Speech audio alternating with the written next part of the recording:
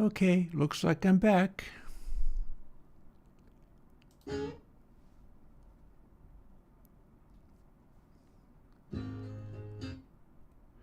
Let's see how we do.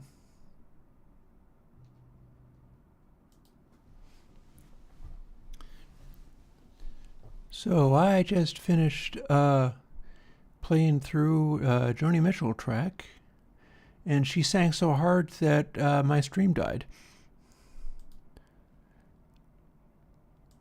Which I suppose is not terribly surprising because she's able to sing so hard that my record player blows up. So go figure. Maybe I'll mute her a little bit.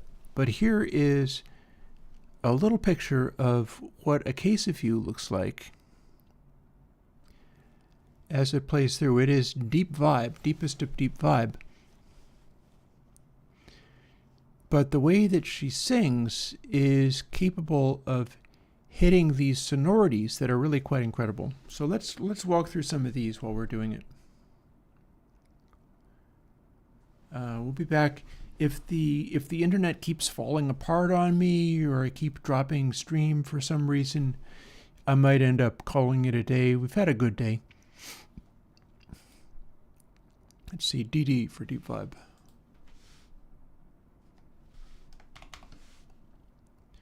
We got XTC tracks too. And could always go and do, what was it, Fear of Music? Whoever it was who was asking for, no it wasn't, it was Remain in Light. Whoever it was who was asking for Talking Heads, that could be arranged. We could do that. That being one of the things I need to do.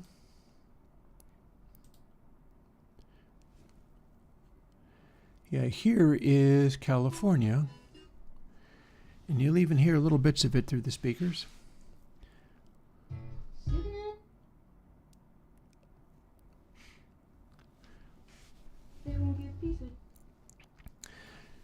So the thing about Joni is her voice is able to hit these sonorities. All of these are normalized to like 1 dB down, because they're so intense that they'll distort anything. They'll distort your speakers. They'll distort your DAC.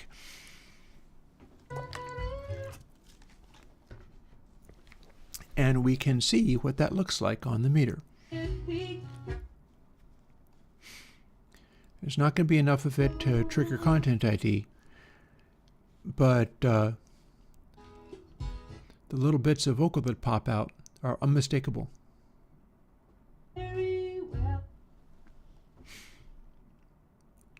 Even though it's coming from speakers behind the microphone, it probably still cuts right through.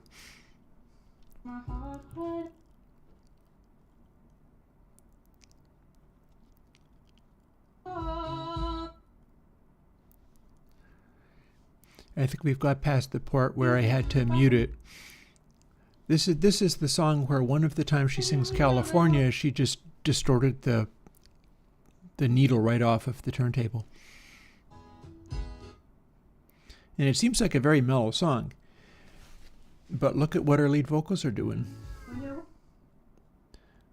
The lead vocals just cut through so hardcore. And it is Joni expressing emotion. She is pushing the meaning of the song, the desire to reach through and be heard, be felt, be understood. This is a very powerful album. This album will move you to tears.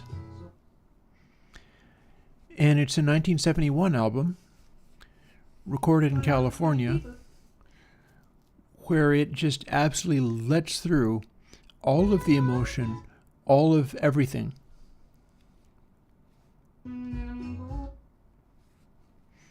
(1971) was a good year for letting through a lot of intensity in songs. 1971 gave you the Mother's Fillmore 71. And this is another very 1971 album, sonically. It's open, it has clarity. 1971, there was a good amount of brightness to the sound of things. but there is this striking lack of compression and also saturation. Like, this is not that saturated because the energy coming through, it's really not being restricted in any way.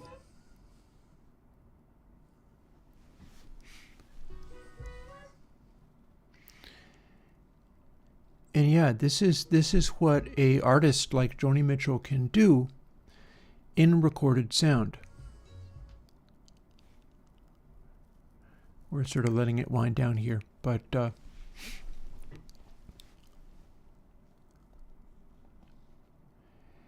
I do not have any idea what happened, but streams can just drop.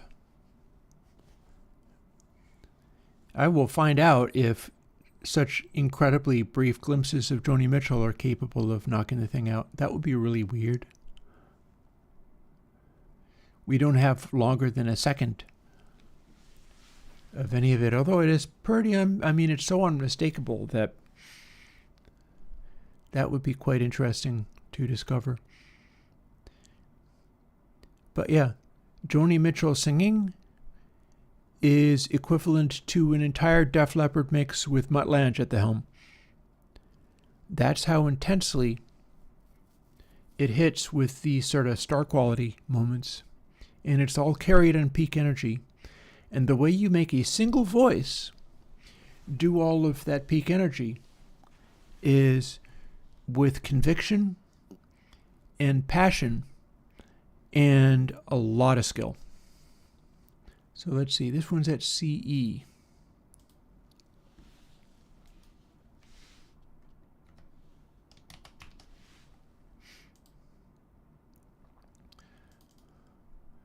This one is a very short song. Actually, it's a little over 2:30, so it's not that short, but it is a short song.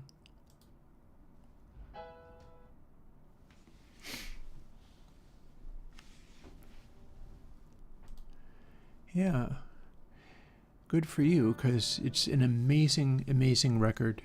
It's musically revelatory for a certain kind of musically revelatory that is harder to do these days, but not impossible. You can record, given a reasonable quality of equipment, not even an outlandish quality, given a reasonable quality of equipment, you can capture this to digital for, I would say, under $1,000.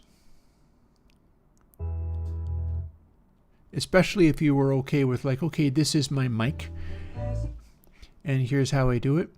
You would have basically a decent, clean converter of some kind, and perhaps either something like a ribbon mic, or pick a particular condenser mic that's not too tizzy. And this is from her Jazzy Stuff album, or one of her more Jazzy Stuff albums. Court and Spark has the studio guys, the jazz guys, on it. And they support her music really, really well. A particular favorite of mine is Free Man in Paris. That's got a really nice feel to it.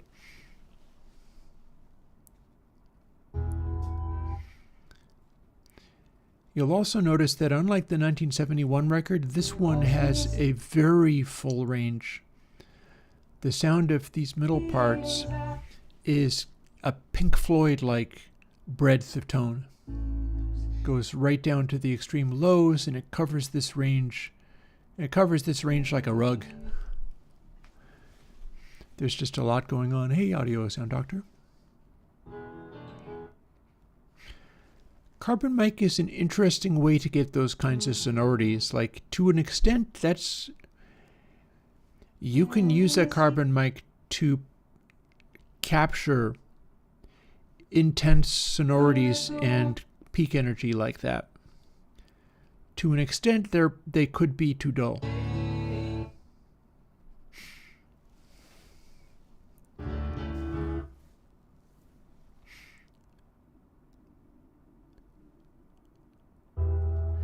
I do not have any Kate Bush, sadly. So this one rates as CF, comfortable.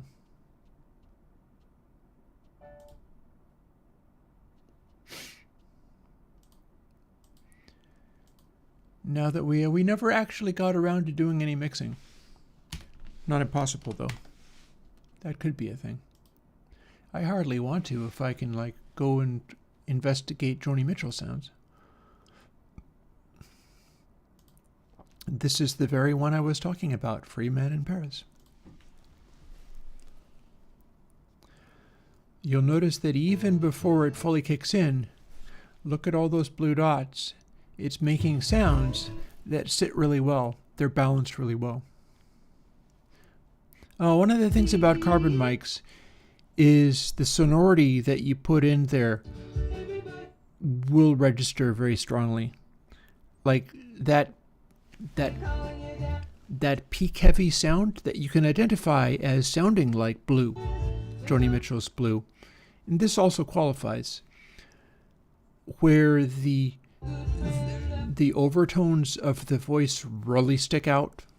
The carbon mics do that a little bit. They don't have detail. And I'll tell you why it works the way that it works. So the reason the carbon mics will pick up that kind of thing, they're very sort of crude and dull. They don't have the detail.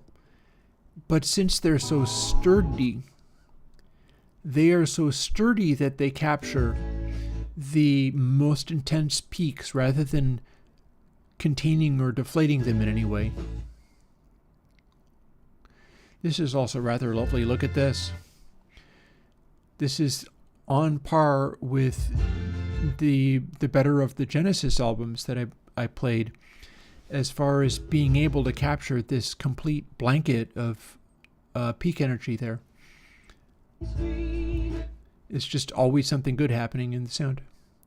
The green and blue in the graph line means green tends to indicate sounds that are going to turn towards commercial potential. Blue in the graph line means tending to be more exciting, more full of musical event, to the point of being almost a little overwhelming. For instance, if you put on The Beatles' Tomorrow Never Knows, that tends towards just being intense, overwhelming. At the bottom of this screen, we've got tracks in the A class, and those tend to have a lot of the blue sections of the lines. You got Judas Priest and Foreigner and Cheap Trick and Led Zeppelin. A lot of stuff going on.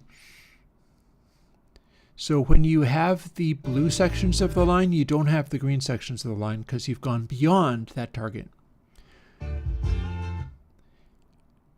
Technically, I am pretty sure what it means is if you wanted to target mass market sales and sell as many records as you could, you'd be aiming for largely a lot of intense green in the line. And that's because going beyond that is too much information for people and turns them off. But it's a very good way to get attention. So probably the best would be kind of something like this, where it tends to be green. It's rising to the region of like B for biggest of hits. But you have these little sparks of blue in the line, indicating that suddenly a lot is going on and then it mellows back out again.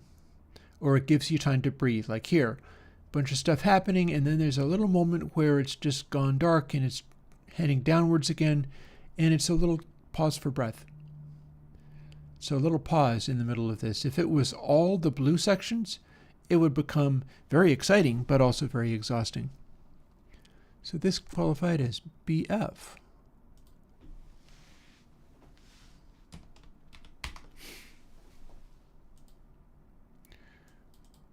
Here's another Court and Spark track.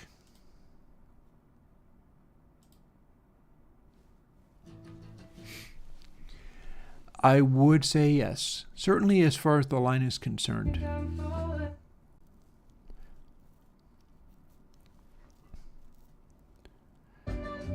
Specifically, When we say sonic excitement, what I mean is dense clusters of peak energy that are well balanced with the high frequencies. Oh, RMS graph, that's just left and right. You see the RMS graph. If this area here, if the red and green there, if it shows up there, that means it's not mono. Like if it's all red, that's the thing in the red channel. If it's all green, that's the thing in the left channel. See? We just had a sound that was more on the left, and so it showed in green. It doesn't have to do that, I just let it do that.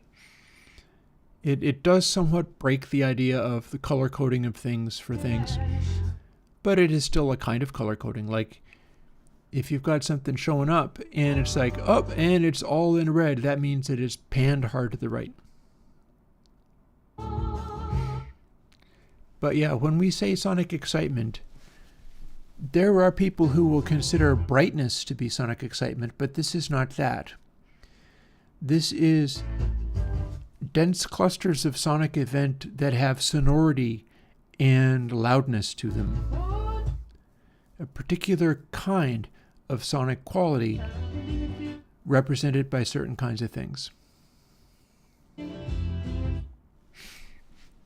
mean, I can show you a little more of them here.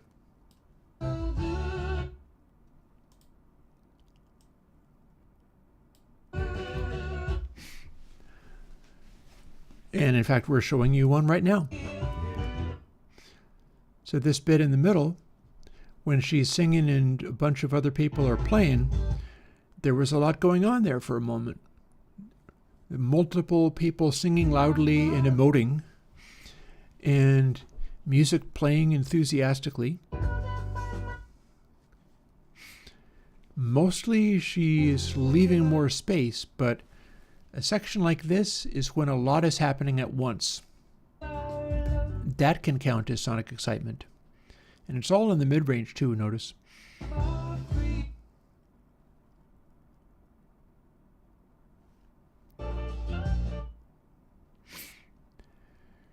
And you can see down here that we have other stuff. AA, Judas Priest, Ozzy Osbourne. Specifically, Ozzy Osbourne Crazy Train goes into the AA range when Randy Rhoads does his guitar solo. That counts as sonic excitement. In fact, I could take a moment. Did you want me to take a moment to show you that? Because we have just solved this one. We know what this means. It is BD. Let's go pull that out and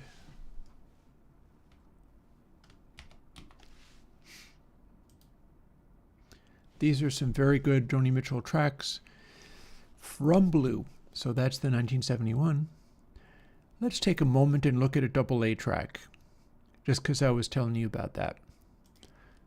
So we delete that for the moment, or blanket for the moment. And we've already measured this, so I don't have to worry about that part. There's Ozzy.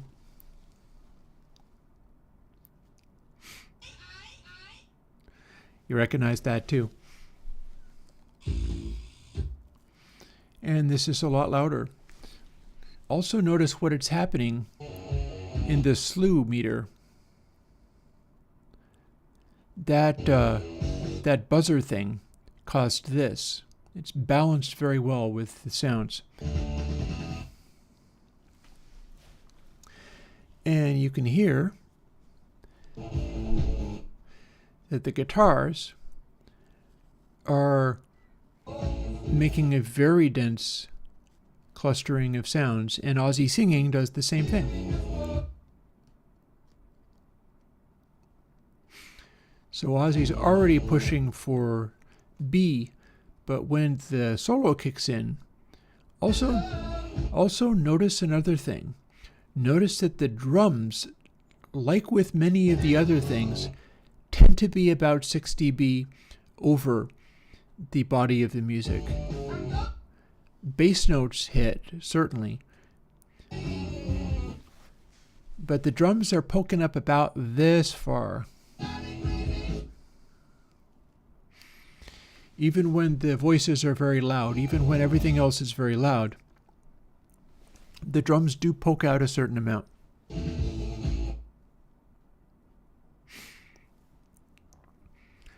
So the point where things really go off the hook is the guitar solo.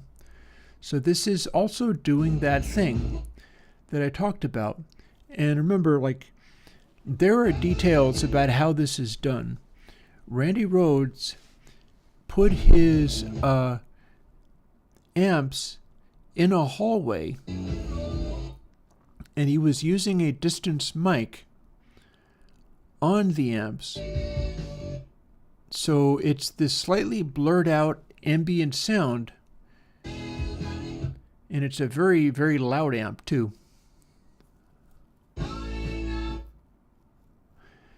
The drums will spike up about 8 dB in RMS. You can see the little spike there. The peak energy is all over the place the whole time. You don't necessarily get a peak that's 6 dB higher than just off of the drums, but the RMS will spike about 6 dB. And here we go.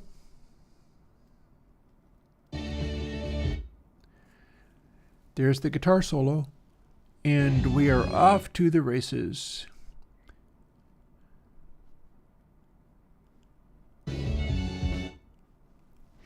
You can hear little glimpses of it as it goes.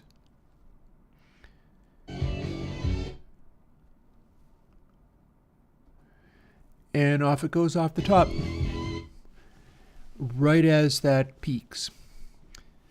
So the guitar solo looks like this. Here, we'll pause it for a second. So this is the thing that gets Crazy Train to AA. And here's how it's done. The guitar is, of course, your Marshall stack kind of thing.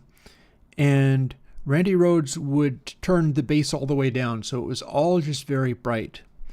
But it's not just only brightness. He had a very, very bright sound going into an acoustic space that was kind of confined. It means it's a very tight ambience. That smooths and softens it. And then there's a microphone a little ways away in this hallway. I think there's also like pedals that he's used to do things like that. There's like delay pedals that go into the sound, but part of it is mic in the corridor, mic in the hallway like that. What that does is not dissimilar to what I was doing in a DI box experiment that I did. I ended up backing off from it a little bit.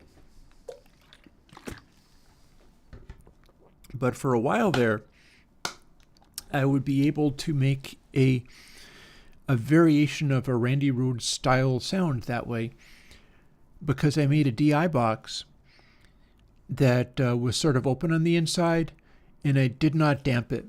I did not put damping in it. Instead, I just left it just reverberating and ringing around in there. And I had a very loud speaker, like a 20-watt Celestian Greenback reissue. So that's a very bright, very loud speaker. And then the inside of the box, rather than being full of like damping material, it's a birch ply box, and it was just open on the inside, because I was going to try to do it all with the resonations of the internals of the sound. And this is not dissimilar to Randy Rhoads having the Marshall stack in the corridor. It's just even smaller. I ended up putting some damping in there simply to tighten it up and give me a fuller sound. But for a time being there, I had like a miniature Randy Rhoads style sound. And that's what's happening here, because the microphone in the corridor, the microphone in the hallway, while he's doing this, and there's like rhythm guitar there, and then there's also the lead guitar, which is the one where it's doing more of the like delay, doing more of the distant mic is carrying a lot of the weight. It's not even as much about the close mic. It's all about that slightly distant mic and the corridor ambience. And the corridor ambience, like if you've been in an enclosed space with a loud amp like that, it's the kind of thing that's like an ice pick to your brain, where you have these loud rings and high frequency honks that just absolutely hurt. It hurts your head to be in the space like this. And that's what's causing the air to go nonlinear, which is how I made the plugin discontinuity to get that kind of sound to work in the box. So if you were to reproduce a sound like this, you'd be doing it by adding some ambience, adding some probably not very sustainy, but very close up, tight ambience. And you could perhaps do that with cream code or whatever. But also discontinuity to just establish that, because here's the other thing about what Randy Rhoads was doing in the hallway there. If you have a acoustic space where you're making a loud noise in it, and it's reverberant, it's intentionally reverberant, the echoes contribute to the loudness of the sound that you're making. In other words, if you took the same hallway and you totally lined it with like packing blankets and acoustic foam, or worse, like packing blankets and sofas, the overall sound pressure level would go way down. You suppress sound pressure level by suppressing the amount of sound bouncing around the room. However, if you don't do that, I was at a fandom convention at one point where it was a really weird experience. There was a bit of a meltdown, a bit of a staff battling staff, almost ended up in a fight, because there were a bunch of sound engineers who had been doing, like, mixing acts playing for the convention in a really big room.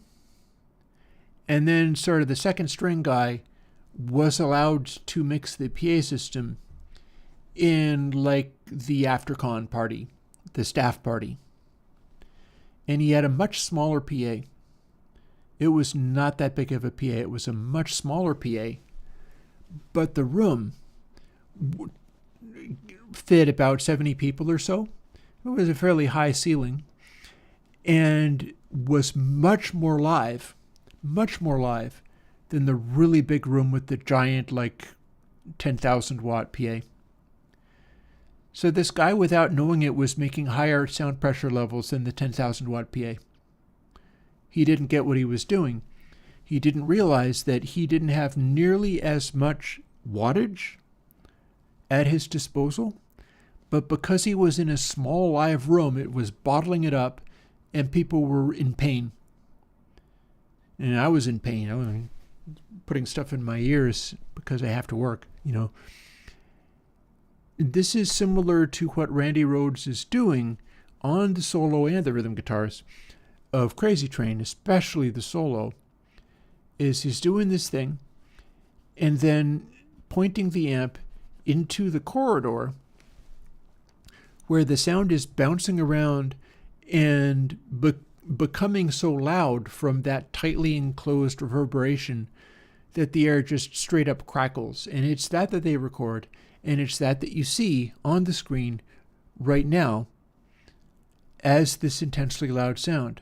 Like, the reason it doesn't have hotter peaks is because the air is distorted. The air is distorted so hard that that's doing the job of the mix in constraining or limiting it. That is what a AA track looks like. In particular, that is one way to get to the AA rating with this very bright, very aggressive sound. And then it kind of winds its way back down again. Not all the way back down, but...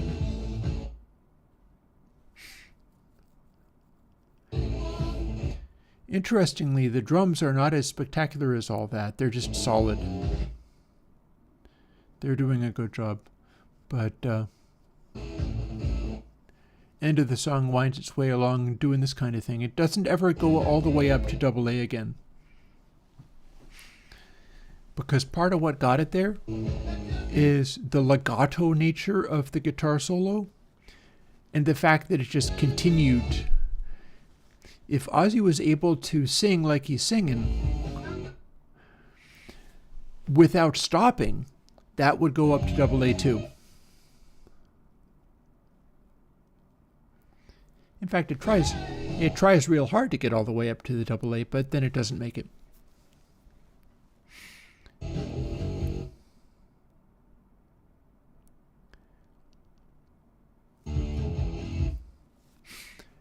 And there you have it. So that's one way of doing that thing.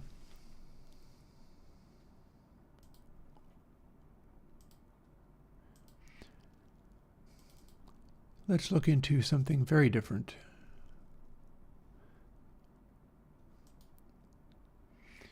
Here's Joni Mitchell again. In this case, it's voice and piano. And she hasn't begun to sing yet, so you can get a little picture of what a piano can look like.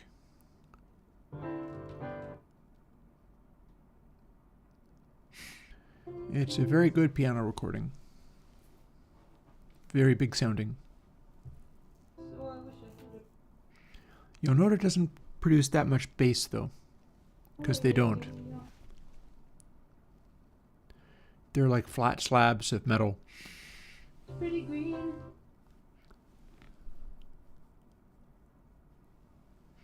I wish I had a... And yeah, that is what a piano looks like when played with the sustain pedal down. It's about as percussive as a drum, really. The spikes on them are very sharp and very focused.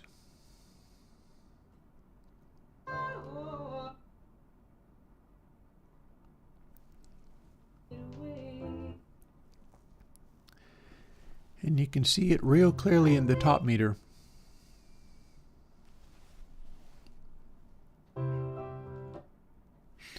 In particular, when we hit these loud piano notes, you'll notice there's the little spot of blue right at the apex of it. That's the attack of the note. If you limit or clip that, it starts sounding different or not as good.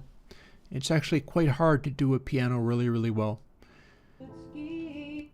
Because every single hard piano note, every single note where you really plunk it down hard is going to have that right on the edge, like super loud, for just an instant, and then it's gone. It's a very clean sound. It's a very sonorous sound. It's a very brief sound.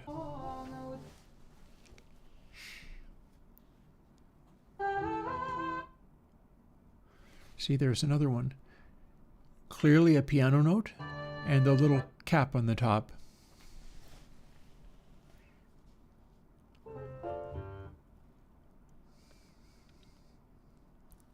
Yeah, there's a reason pianos are such a popular sound. Because of the construction of them. They have the capacity to strike these notes with a real characteristic. Like if you took a piano and you were playing a bunch of notes from piano to forte, right? And you measured it and you showed it on this meter, you'd probably see what we see here, which is like the little blue spots. But the harder you hit, the higher up in dynamic range the little blue spot would go. So you've got them there. And I'm pretty sure at the end, this end is a piano solo. So we can literally see how that energy gets distributed.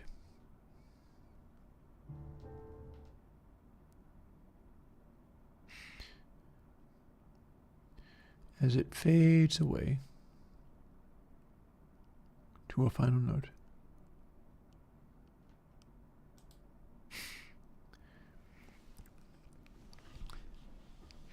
And so this can be studied as well. It's all piano here at this stage.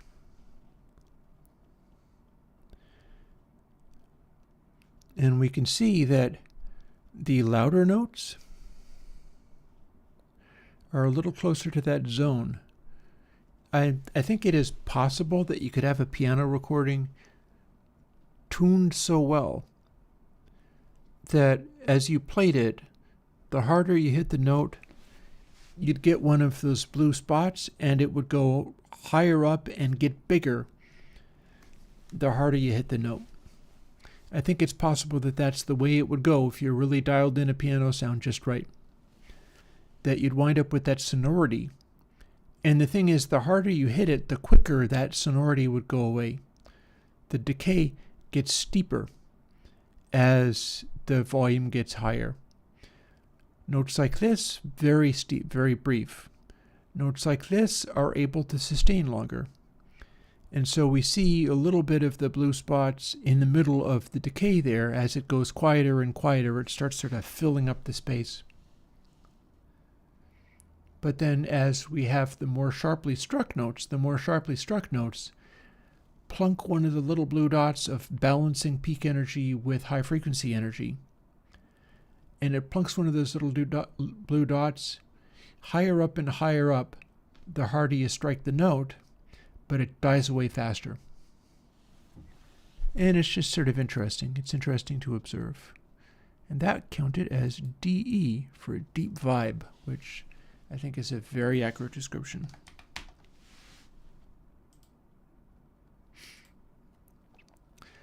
And this is another very powerful song. The last time I saw Richard.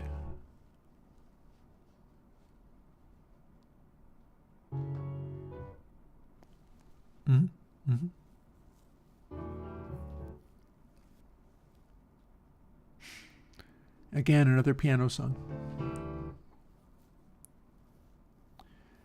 Another song where we can see some of that behavior happening.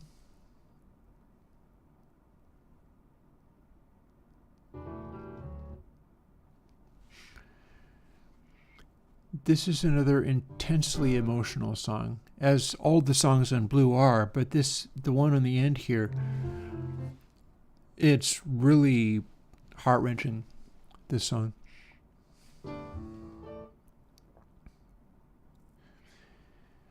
If it proves possible, I would not at all mind doing Timeless and including stuff like this.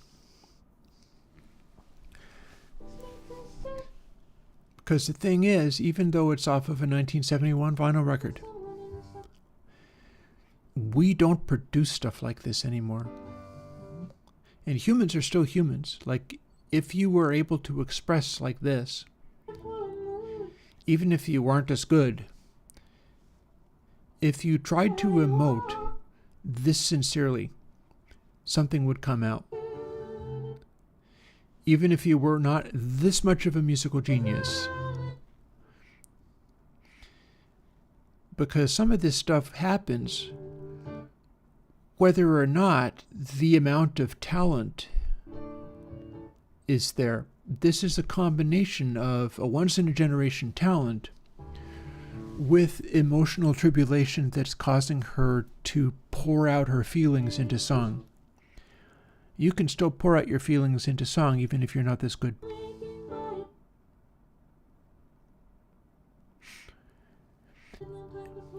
And what happens when you do that is a voice that does this. Peak energy is an expression of the intensity of emotion above just bland, ordinary vocal expression. Like, the peaks go higher when you put more guts and spirit and soul into it, whether you're in tune or not, whether you're singing good or not. Like, screaming like a crazy person or getting stabbed or stubbing your toe also produces vocal expostulations with loads of peak energy. They're not in tune. This is very much in tune. But all the little emotional overtones are being carried by peak energy. That's how humans express.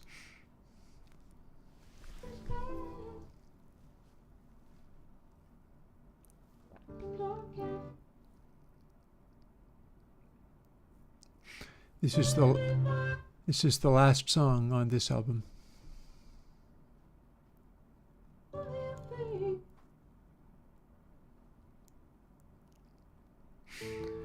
And again, this is the album where Joni Mitchell produces these sounds. And it's a 1971 album, very minimally. David Crosby was present for this album, by the way. He was sort of on the other side of the glass. I'm trying to remember whether it was Crosby. I think it may have been. Whoever was at the helm in this album, and I think it may very well have been Crosby. He worked with her before. Served the purpose of standing between her and the record company, standing between her and the engineers, and anybody with any other opinion about what she should be doing other than what her soul and artistic talent demanded. During this album, she had somebody to just get in the way and say, no, leave her alone. Don't say a damn word. Let her sing the song. And so it is a very artistically free album. This, I believe, I'm trying to remember whether this is an Asylum track. No, I'm pretty sure it's the Warners. Wasn't Asylum yet. But this is one of the albums where she had somebody else from like 1960s California. In specific, the role that the person served was, oh, good. Yeah, thank you for that, Igor. You should definitely scream in tune and record it and let people sample it. Joni had a man running interference for her, because if she did not have a man who trusted her and would run interference for her and say, no, let her do the thing, she would have had men telling her what to do. So the guy that jumped into the breach and helped run the session was very useful, very good ally at the time. Another hippie, basically, was another musician. But this was not the only time that she had people getting involved to throw themselves at the breach and stop people from messing with her talent, because they knew it was that good and they needed it to come out the way it was going to come out. And this is what we got. This is what we got. These are not the singings of a distracted person or a person thinking of like record sales. And it's a work of art. It is an absolute work of art.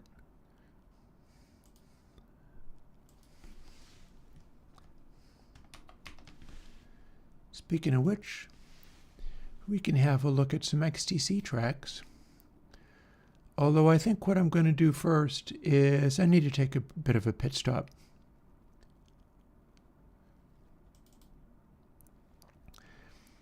I'm going to throw my little Zoxbox track on. It shouldn't take long. It's way too late to make more coffee, so I'm not going to do that. But I'm going to take a brief pit stop. I got to go visit the restroom. I'll be right back. However, let's turn it on.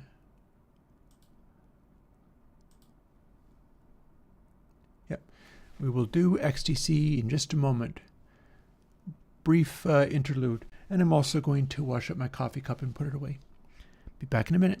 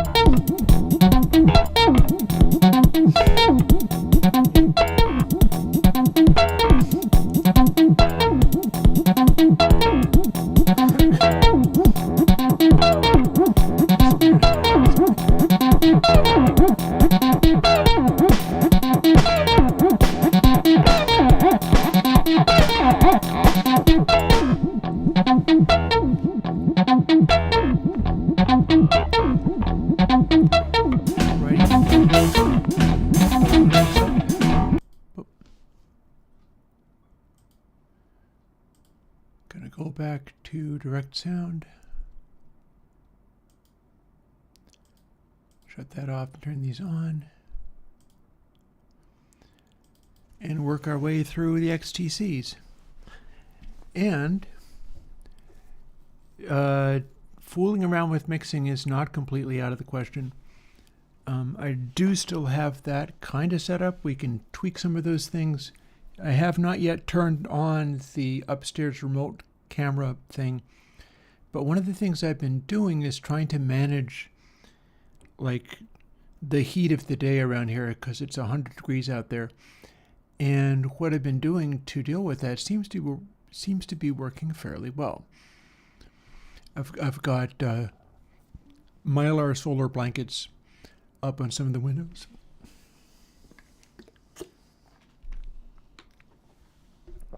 And it's doing a pretty good job of reflecting out the formidable heat. So let's take a moment.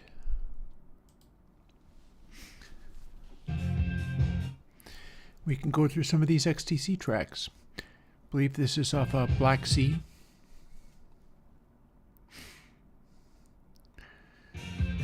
The ones that are going to quite interest me are the ones off of Oranges and Lemons.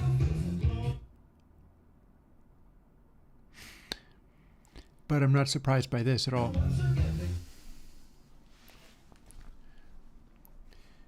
These tend to be good early 80s recordings. They're sort of coming out of the punk new wave style-y thing.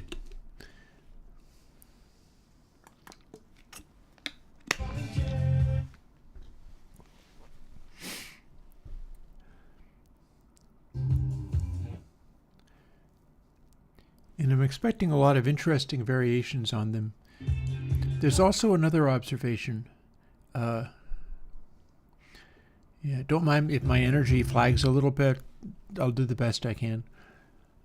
It's not actually a rule that I must stream for 8 hours on Tuesdays and Thursdays, but I figure I'm pretty much basically okay to do that today. Maybe if I start doing mixing, I will get a second wind and be like, oh, let's do this and this and this.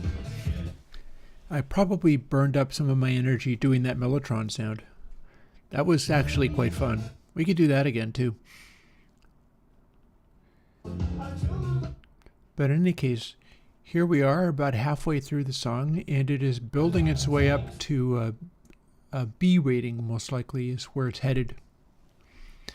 I think it's going to try to do that. Of course, you never can tell, because XTC, they have an instinct for pop, but they're not going to try to be as formulaic as a Mutt Lange. This is why I'm interested in Oranges and Lemons,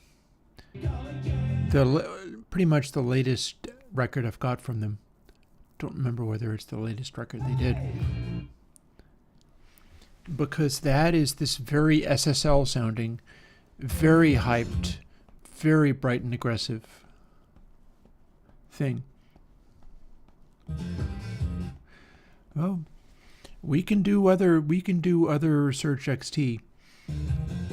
That's why I moved that keyboard over. That keyboard was previously set up to do the Novation Summit. Now the Surge XT is not able to do sounds as slick as the Novation Summit. But that said, we can do some interesting stuff with it all the same. In fact, I'm not sure if I'd be able to do that song on the Summit. I'd be able to do more slick sounds. I'd be able to do more lush and rich and vivid sounds, but I wouldn't necessarily be able to do that.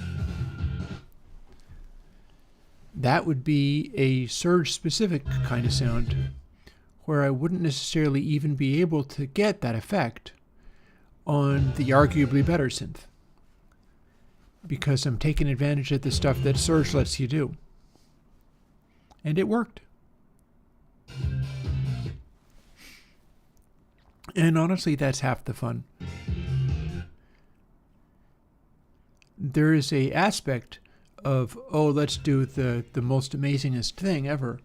But that there's also an aspect of, how cool of a thing can I do with all of these completely free tools?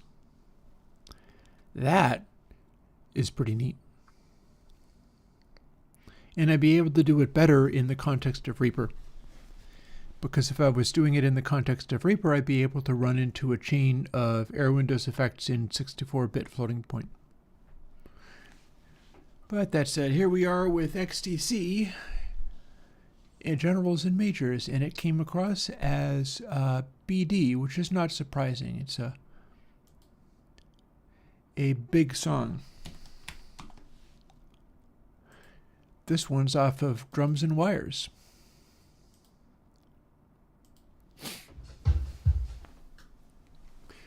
When they did Drums and Wires, what they were looking to do was have more exciting drums. That's why it's called Drums and Wires. It was the song where never mind synthesizers, never mind keyboards, they wanted the guitars and the drums to be amazing.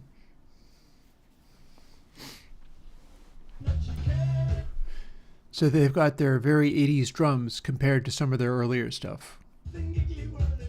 I don't have nearly as much of their earlier stuff because it just didn't jump out to me as being exciting. Also notice the thing that's going on in the bottom meter. And also notice this is a bigger drum percussive attack than you need. All of these are significantly bigger than 6 dB in terms of the amount of spike on the drums. It's great, mind you. I'm not complaining. But one of the things it's doing with this significantly larger than 6 dB spike on the drums is notice how in the very top 6 dB, that's like all drums. When that happens, it's just about all drum heads. And then we've got this big sparseness, and then we've got a bunch of stuff sitting around here. This is not evenly distributed. You could do better than this. It's basically like Drums and Wires. It's a little more spiky than it needs to be.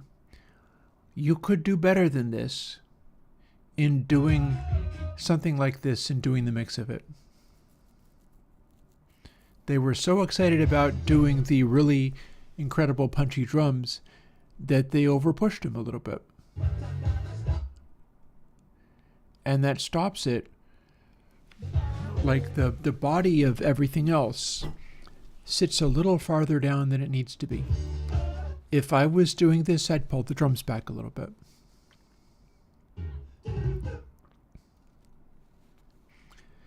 Because I think this is getting closer to like, it's almost 12 dB of drum transient spike.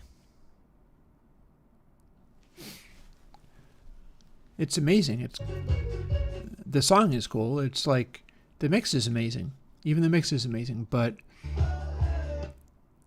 also, if I went up to the listening position upstairs, it's just going to be a bunch of thumping. And stuff is going to drop out. Stuff will drop out because the drums are so intense. Yeah, you could push the vocal a little bit more. You could push a couple of things a little bit more than that. Look at me all criticizing Andy Partridge. Shame on me.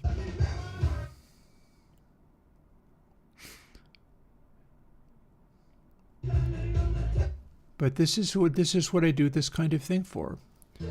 We're trying to identify stuff and figure out how all this is done. And you'll notice, even though they are not Mutt Lange, they're still doing the thing, ending on a high. XTC just has that instinct. They just know how to do it.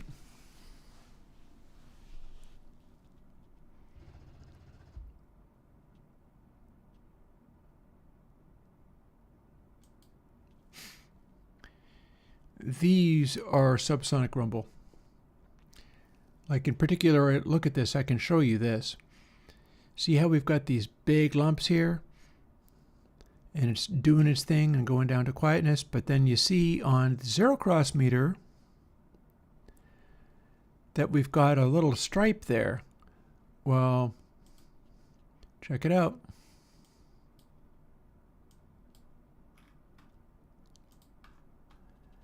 That stripe means we have subsonic rumble.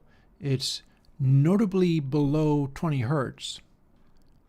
This is just a wobble.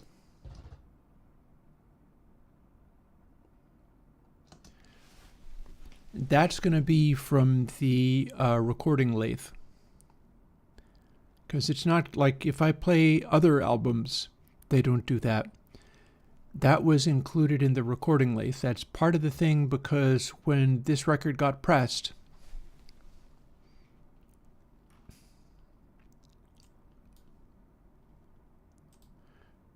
the record mastering thing, a truck went by outside or something, and you got this. Wobbly, wobbly, wobbly. It looks like it's in synchronization with that helicopter noise, but I think it's really not. I mean, I suppose it's possible that that is also a synthesizer sound in there. It does kind of go along with the idea, but it's not really...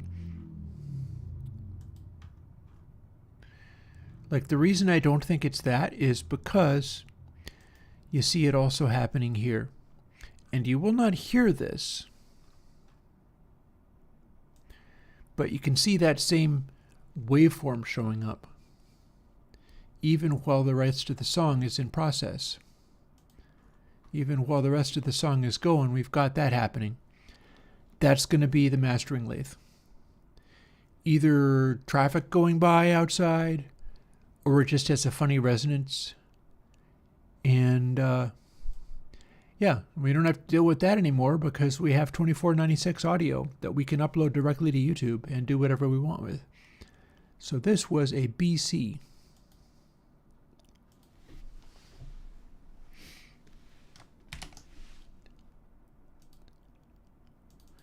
And our next song is very, very pretty indeed. And then the one after that is one of the biggest hits.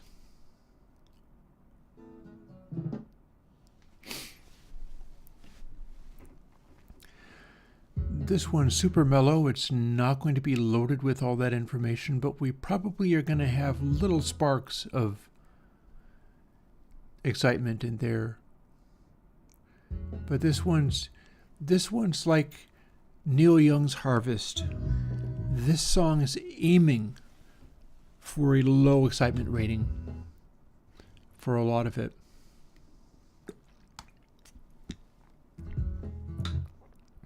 It's also a bit like Fairport Convention.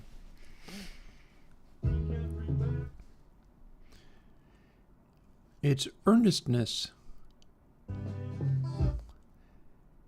The voices are also typically not belting. It's expressing a little bit more here. We've got some drums and things coming in. But not in such a way that it feels like here's all of this stuff hammering away. It's now turned into a rock song. It's not turned into a rock song. It's that cloud of peaks that I talk about.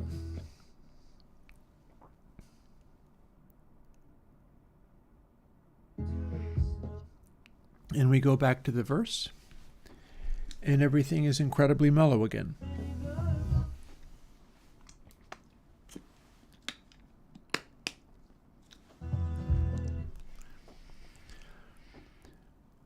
It might, well, I think it's not going to stay in D tier the entire time. I think it's probably going to make it into C. But most of the time, it's really as relaxed as it can get. Which is not quite as relaxed as Neil Young can get. Because Neil Young on Harvest gets even more relaxed than this by a long shot. XTC wants to have some percussion and stuff going on, like break out a tambourine, have something happening that's a little exciting. And oh, we've got a bridge.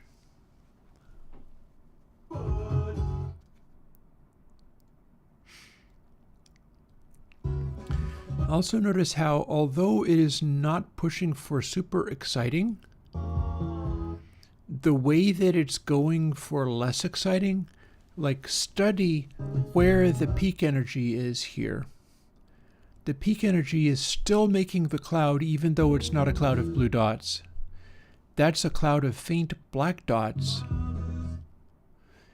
And it's mostly darkness. It's not bright energy. But it's making a cloud of black dots covering about the same range that you'd want to find the cloud of blue dots. That's probably a good observation, where you can modulate the amount of relaxingness or the amount of intensity by just letting the highs come in enough to light things up a bit, and then keep the cloud happening even when the high frequencies are not livening everything up.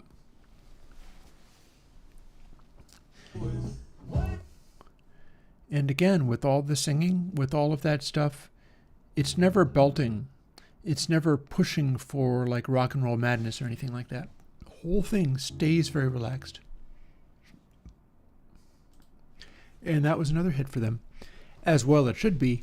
It did the whole rising to the end bit again, but in this case it rose to an end bit of a CC rating, which is dead center commercial potential right there. At no point is it too demanding for like your grandma to listen to. And we rate that as CC.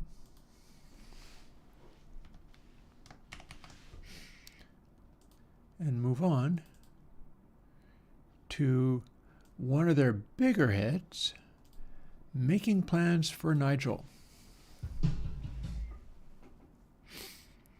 And this is off of Drums and Wires.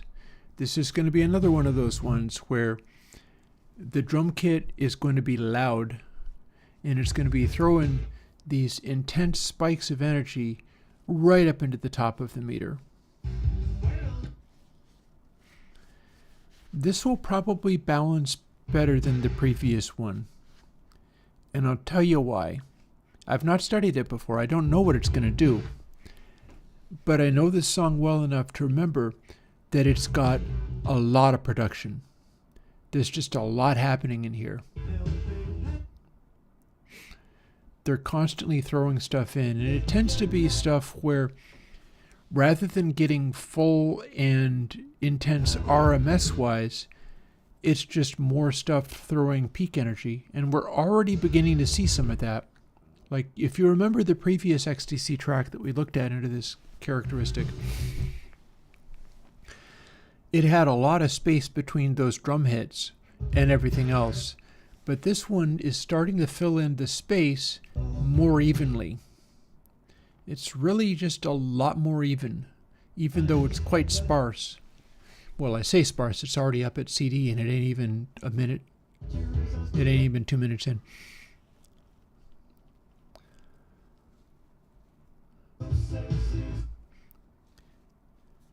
Probably what's going to happen here is that with each new bridge, the track is probably never going to decline.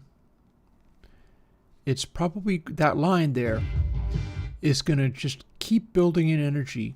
I've also got senses working overtime, although I might not have reduced it to singles.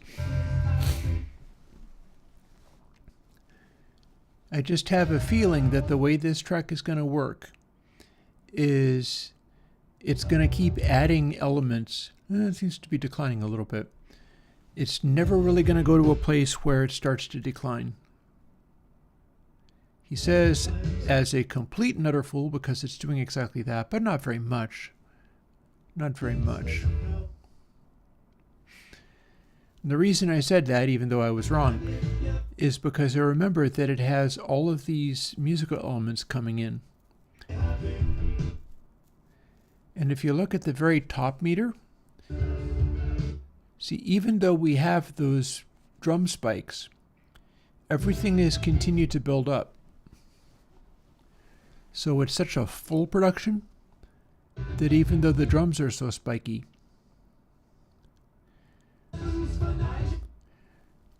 just stuff keeps happening. It just slowly and steadily keeps getting denser. Steadily keeps getting denser with more stuff happening in it. See that there's harmony vocals. The vocals are going up in pitch. They're starting to repeat their hook there as it rises to BF. And it's still got like 30 seconds to go.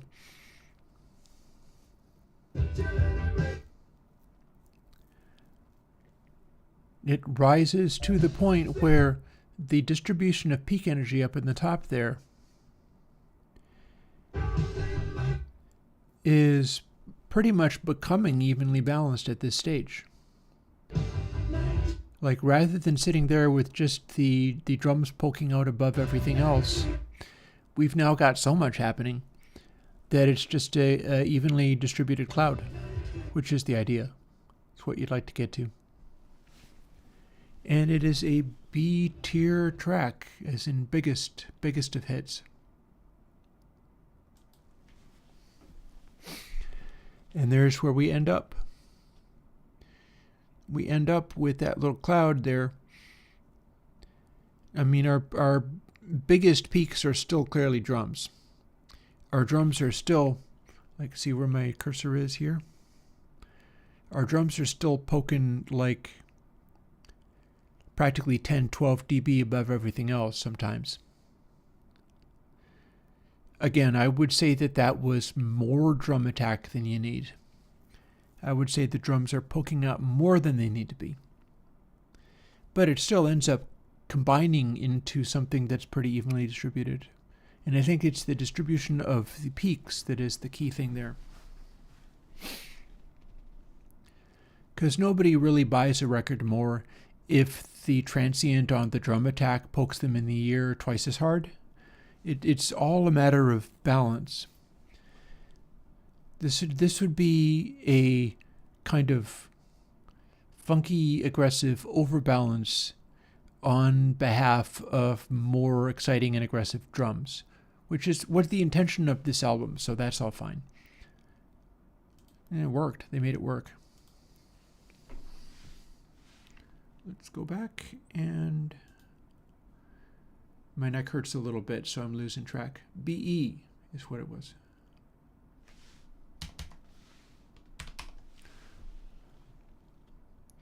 And you know what? I don't think I have Oranges and Lemons out of this yet.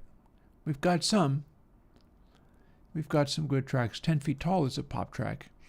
But I don't have Oranges and Lemons because there were too many tracks on it, so I haven't edited that down yet.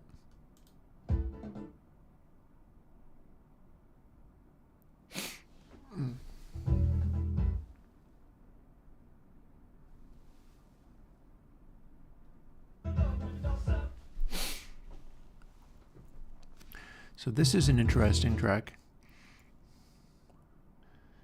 This is sort of track buried at the end of one of their albums.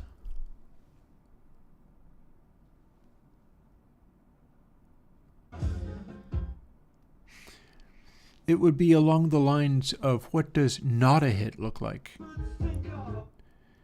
It's a very creative track. It's not a hit track.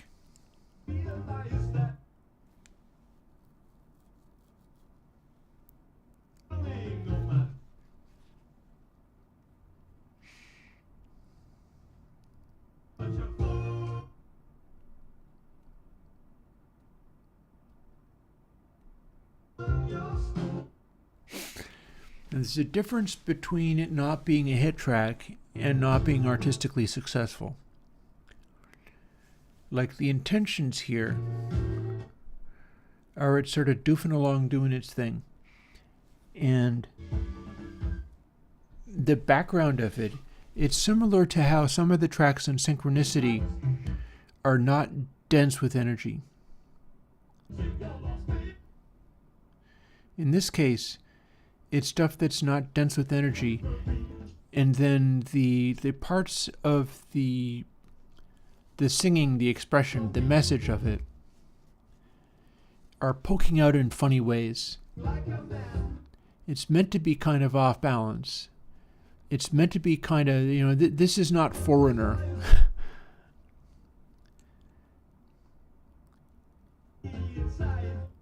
And so it's basically, this is a picture of the track doing its job, not being a hit. This is the track doing its job, not being Foreigner. And again, you'll notice, although it's a little darker, it's too dark to be doing a aggressive, aren't I exciting kind of job. Our cloud of peaks up here, even though they're very small dots, is quite even. The thing that it's doing is working out pretty well. This end bit is, I guess, what you'd call the chorus, the hook. That's the part where it's like, okay, now here we're just singing a song, and it sounds like a song, and it feels like a song, and as a result of that, as they expostulate, as they express more, the blue dots start showing up, being evenly distributed, being a consistent burst of stuff. It builds up to this final thing, and then it drops away into this sort of goofing around area again. Because that's the artistic point of the song. The artistic point of the song is this guy's kind of lost. He's kind of lost. He's talking about something he's lost. And it sounds and feels kind of adrift. And so it's the correct interpretation of something that's not meant to be an exciting song that you go, wow, that's great. Let's hear it again. Let's dance to it. I suppose you could. You could dance to it. And then the long fade off.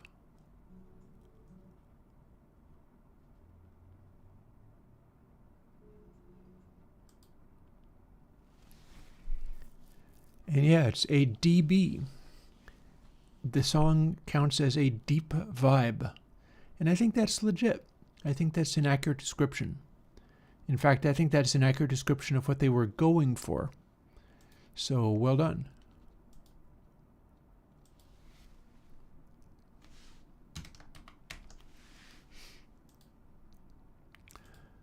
But the next thing you know, there's a track called Mechanic Dancing, which is an earlier one. Yeah, it's like an album. It's an album filler with artistic statement. It's not so much that they're like, well, we failed to make a pop. If they wanted to make pop songs, we can go and do Oranges and Lemons, and that's full of excitement. But that one's not meant to be excitement. That one's expressing an emotion. Here's one that's expressing something else.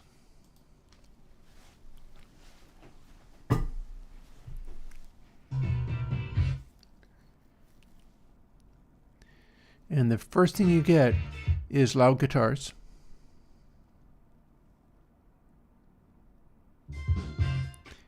And the next thing you get is a lot of noisy drums and aggression.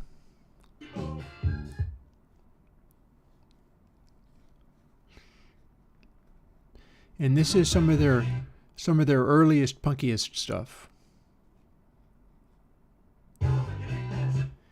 And similarly to like the earliest Police tracks, sometimes when they go for their earliest, punkiest stuff, it sounds kind of garagey. It sounds kind of mid-rangey, but boy does it deliver energy. See, we're heading for B scale already, and we're not even a minute in. When they do stuff like this is the stuff that reaches all the way up to A tier, when it can.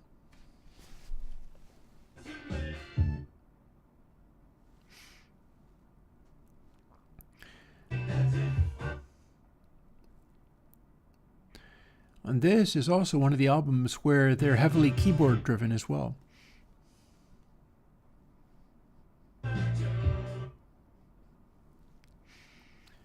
I honestly don't remember this song all that terribly well. It didn't end up being one of my big favorites. The first couple of albums that they didn't hit me as strongly as when they started really getting weird.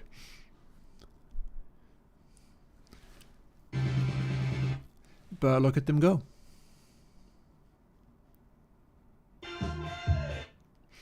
They're probably going to end with just as much enthusiasm, but they have already made it all the way up to A tier for Pay Attention to Me. And we will see just how hard they push. They've got like 30 seconds left. They're right up at AF, and they've got 30 seconds left to get even louder and more intense.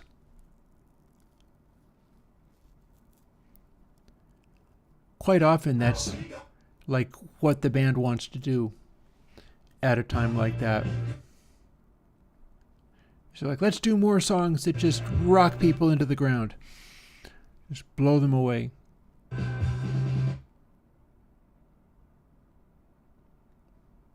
And boop, up to their final peak of close to AF. Mechanic Dancing by XTC. One of the things I can do once I do all of this is do a search in the new vinyl folder, and then we can see all of any given band in order of how exciting they were. So that's always fun. And we can do that with XTC once we finish.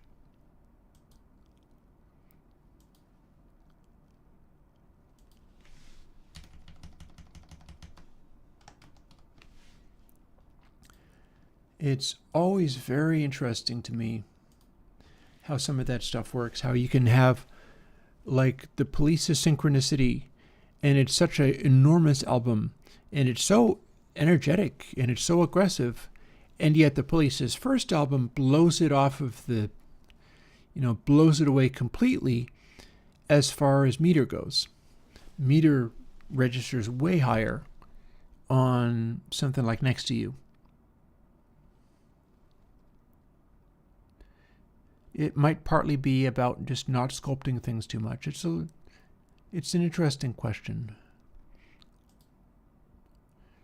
So this song takes forever to build up, and you will see that this is one of those ones where the mastering lathe is all full of shaking. The bottom meter is showing you the story of that. The bottom meter is showing massive amounts of rumble. And it's not on my record player. It's on the mastering lathe. Not all of them have that, but this one does.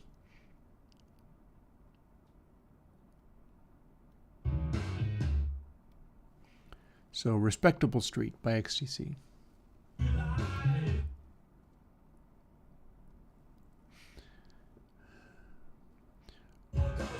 While we're playing that, I'm going to get up and stretch a little bit. It's been a long day.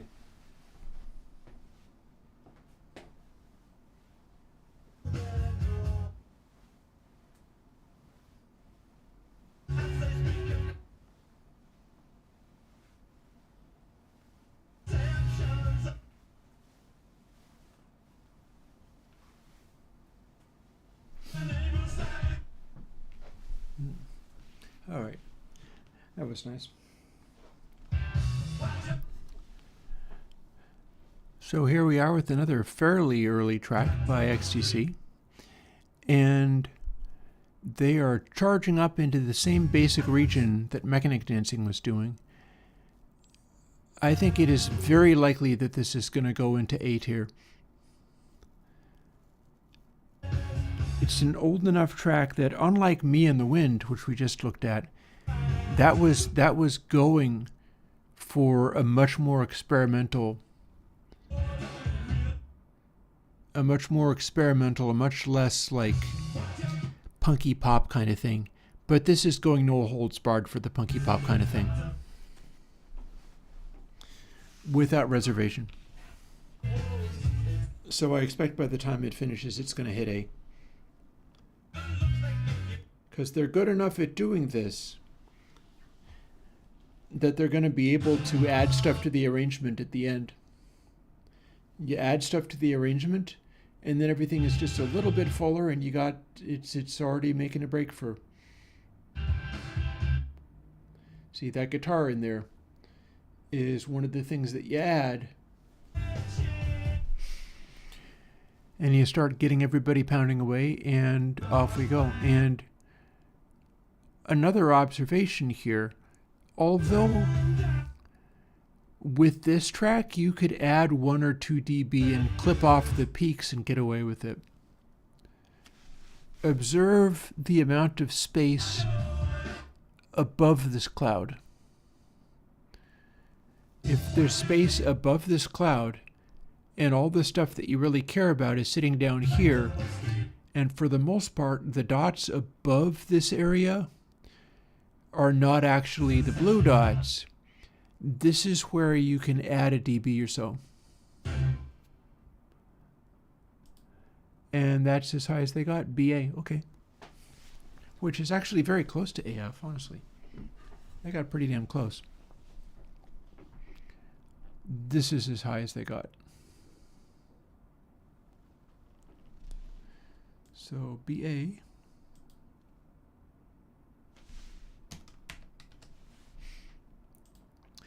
This is kind of cool. I'm going to work my way through the entire list of things that I did, and then I can do more for later, I guess. I've got a lot more left.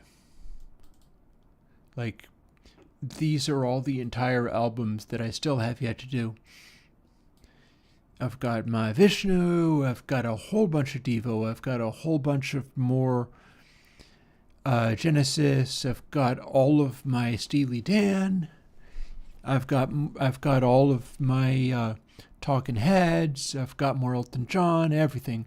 I've got one of the things that would be amusing to do, that I'm looking forward to doing when I do it, is my Jethro Tull. I did all of my Clive Bunker Jethro Tull.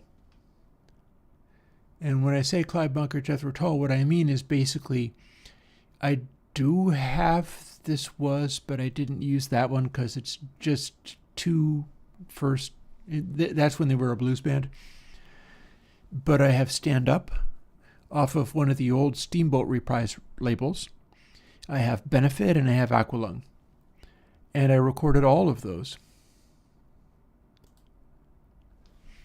And I'm especially interested in seeing how some of that stuff works out. In particular, Aqualung is just as intense as like Joni Mitchell Blue as far as having human expression in voices, and it's also got a real interesting drum mix. The drum mix on the album Aqualung only works in my context. As soon as you don't have an amazing turntable, it just falls apart and dies. As soon as you stop paying attention to the peak energy and start squishing it, it falls apart and dies. It's really striking that way. Ooh, and this is interesting. I included this song not because it was a hit, but because I thought it was absolutely amazing. And our chorus is most interesting. The information that we have over here is this intensely evenly distributed section. Part of the reason I like it is just because it goes dun, dun, dun, boom. The dynamic bursts of drums and guitars coming together hit really nicely on this track.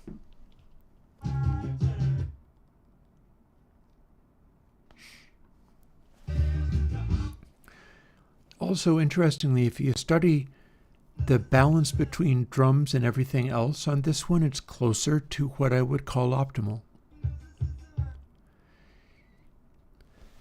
I would say the balance between the drum transients and everything else is closer to that 6 dB, which I consider to be pretty optimal.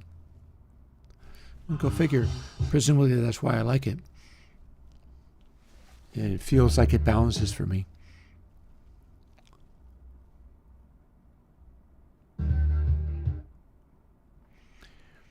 I'm going to set the next track going once I finish with this one and go and defrost food because it's getting close to time when I get to have dinner. And getting to have dinner is great. There's been times in my life when I didn't. And now I'm in a time in my life where I do get to have dinner if I want.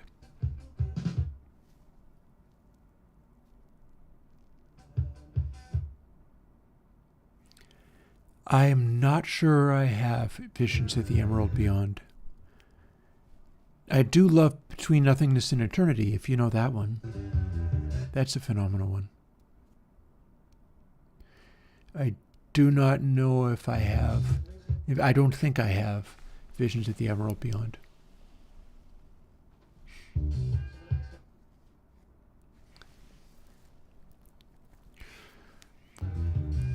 So here's another funny XTC track where they decide to get weird at the end of it.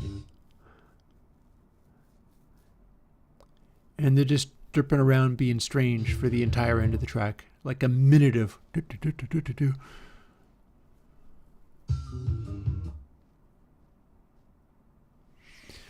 Which is an artistic choice. I like the song. It's fun. It's not ending on a high. It's not ending on the chorus. You don't always have to do that, I guess. But then, B-side material. This is not one of the singles, clearly.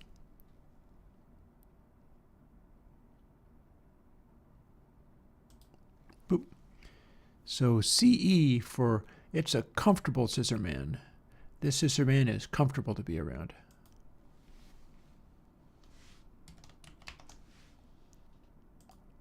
If you can believe that. Now this is a hit single. So XTC, 10 Feet Tall. This is one of the ones where it put strain on the band because the bass player singing it did so well that people started acting like he was the star. And it wasn't a one-star band. It was a band where, you know, Colin Moulding and Andy Partridge are like the John Lennon and Paul McCartney of XTC. So they were very, very powerful. I do believe I do have Weather Report, but I haven't recorded it. Not yet. I could. I've got a Billy Cobham record. I don't have any George Duke records. I've got the Billy Cobham record, A Funky Thide of Sings. And I remember not being particularly impressed or excited by it. As much as it has great drumming, because of course it has great drumming. If I want a drummer record, I want a Bill Bruford record. He writes better. But yeah, I'm going to get this rolling and I'm going to go and get some of my food out to thaw for my dinner, which is going to be in about 50 minutes. And maybe we'll even play around with mixing after we do this last couple of XTC tracks. Back in a moment.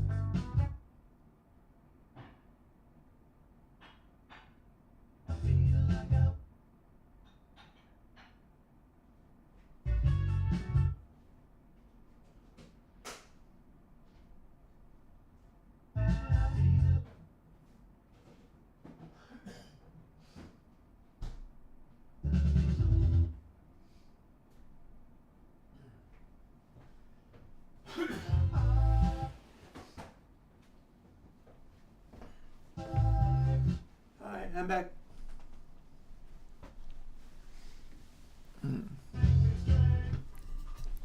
Hey. Just getting some cheese from my tacos out to thaw out because I keep it in the freezer, and turning the oven on. And the thing I was trying to do with solar blankets on my windows seems to be doing a very good job of, on a 100-degree day, not having my house become unbearable. But once we finish doing these last two things, we're going to spend a couple of minutes firing up the track I was mixing all last week and auditioning it upstairs with the special microphone and camera and stuff, for the purpose of, I also got a different light on there, but for the purpose of hearing where it's at, seeing as I've begun to include that track in plugin videos.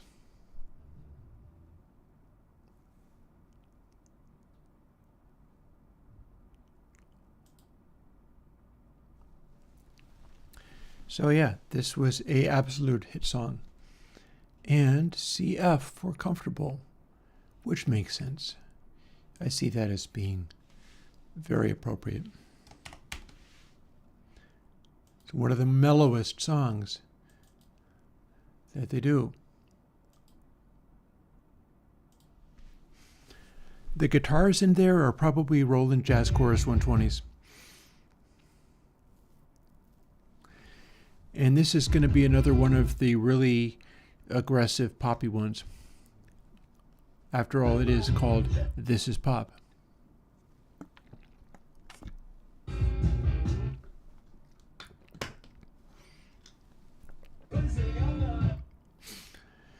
Funny thing, much like Elvis Costello's My Aim Is True, it's having a tendency to be dark. It's having a tendency to be dark and garagey.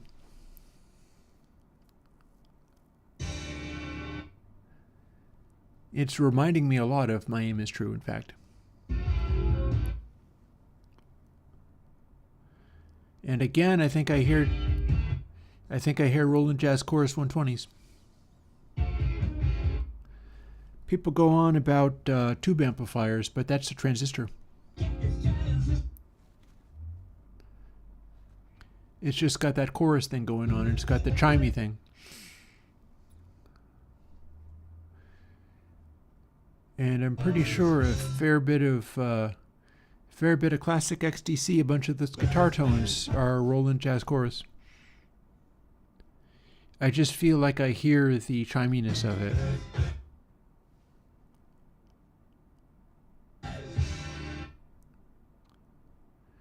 There's this particular bell-like quality about it.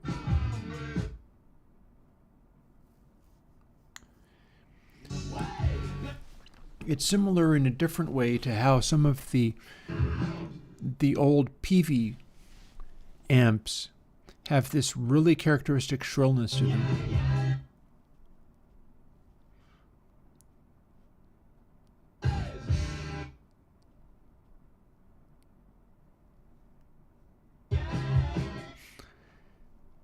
In a funny way, that's reminding me of an AC/DC track where they break for a sustained bit, but it's got the guitar chord ringing out, and the guitar chord ringing out is hitting exactly the right sonority to keep the energy up. And up they go. And there they go.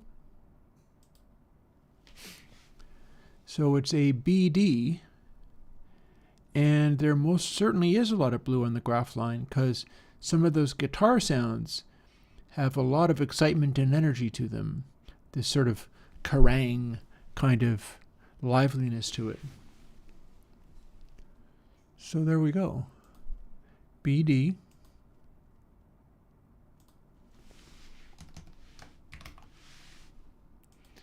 Meaning that of all the XTC tracks that we've looked at,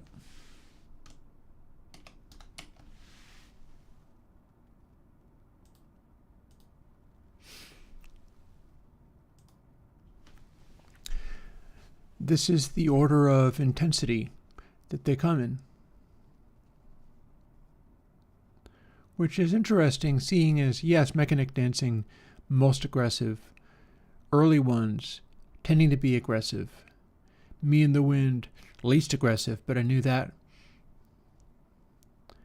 I really do wonder whether stuff off of Oranges and Lemons is going to rate really high or not as much. Because 10 Feet Tall is one of the more glossy, bright, lively ones.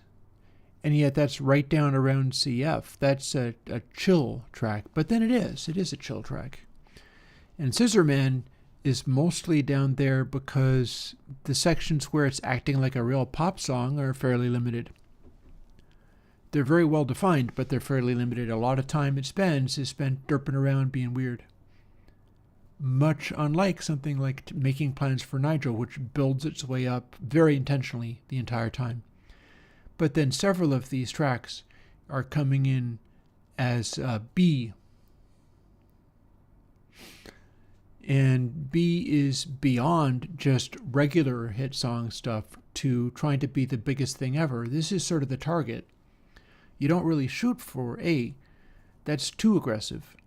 You shoot for somewhere in B or C if you're a little more chill. And that aptly targeted, I would say.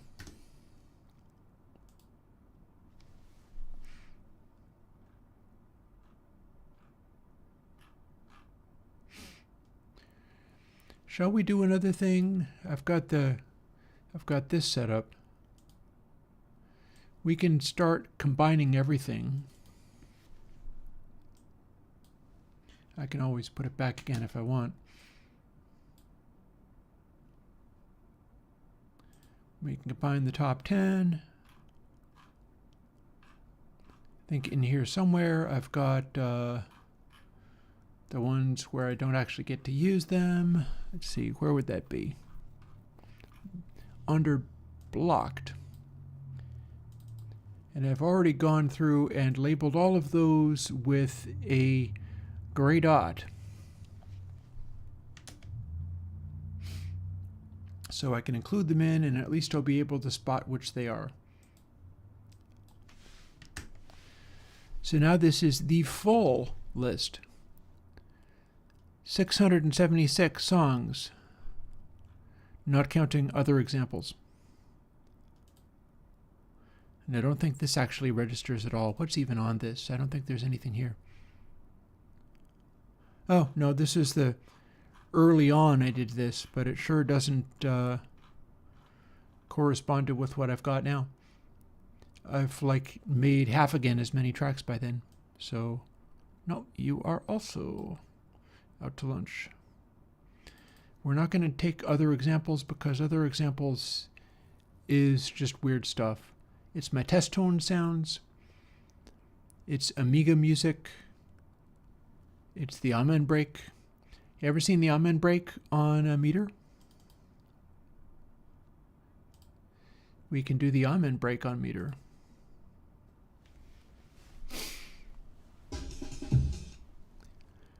The Amen break on meter is admirably set up. You see that it's pretty evenly distributed. And it's got loads of those.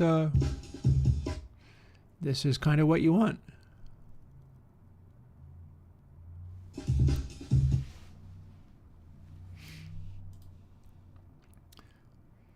So then what you do is you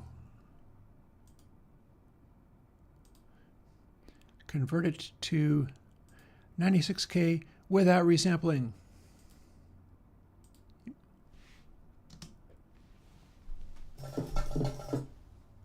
Okay, maybe not 96K.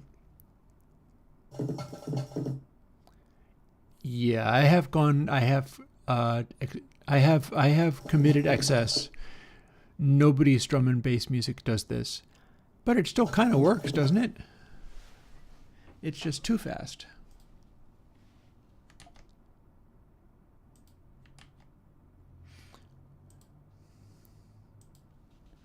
So instead, let's work it out mathematically.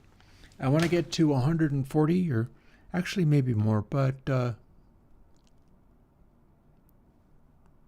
think that's roughly 120. Oh, no, wait, let's do one of my good samples.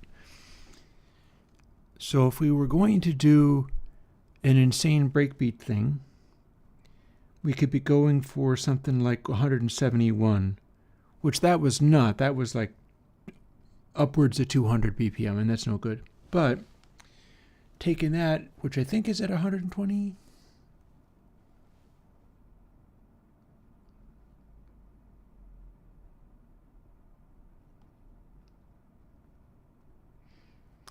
I want to take it to about 1.425.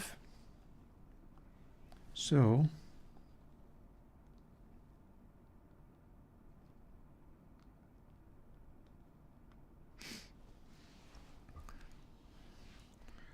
$62.8K, which I think will work. One thing I can do about it, though, is I can do this in 2 stages. So convert and sample rate.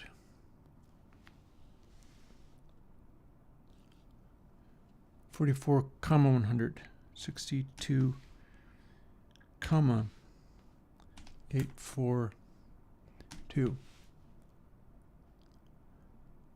And do not resample. Oh, hello.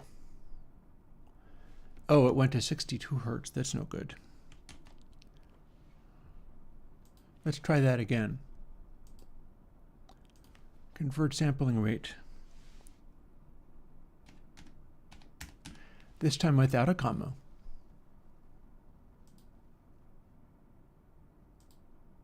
That did it.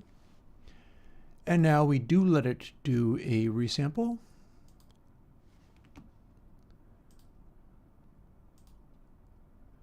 And go to 96K. Now we should have what drum and bass would use.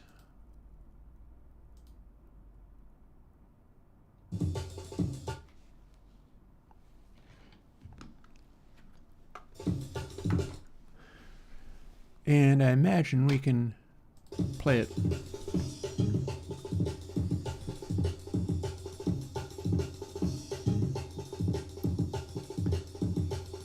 And you see how it kind of comes into the zone? It's a little faster than we need it, but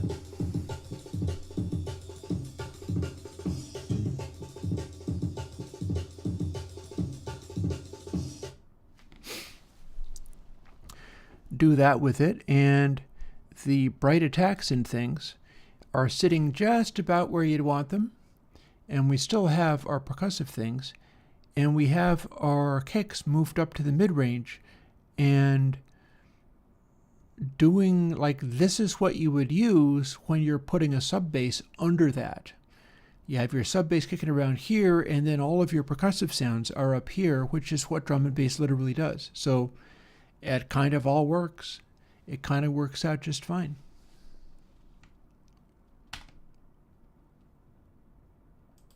It wants to know whether I want to save that. No. No, I don't. Ooh. Okay, so this is kind of amusing, but I don't necessarily want it on that. This is an MP4. If I drag it onto Twisted Wave, it'll open up just the audio. So this is a pretty loud mixtape off of YouTube somewhere. I don't know what any of this stuff is, but we can throw it on here and just start scrutinizing what's sitting around in this collection.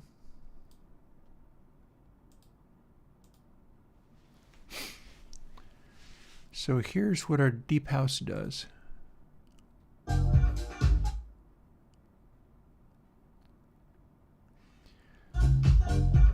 Old school deep house mix, 1993 to 2005. You can see that it's all loudinated. It's quite loud, but all the same, it's doing some very specific things. Here's another very loud one.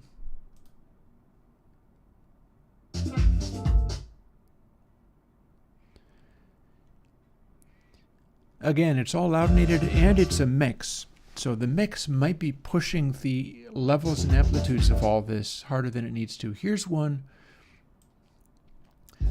that has a little bit more space in it somewhere.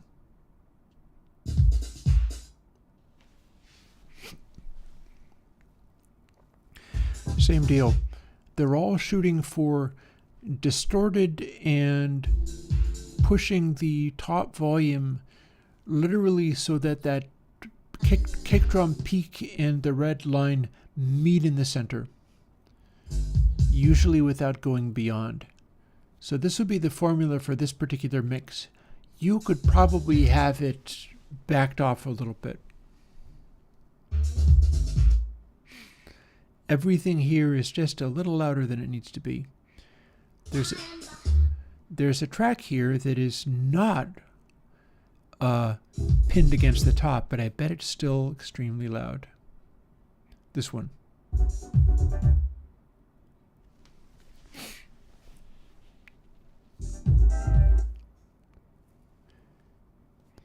So yeah, this can also be old school deep house. Probably a popular track. You can pull all of this back. In fact, you know what? I can literally do that, and then we can see what happens. Rather than just playing it and having it all be distorted, let's take it all down to dB.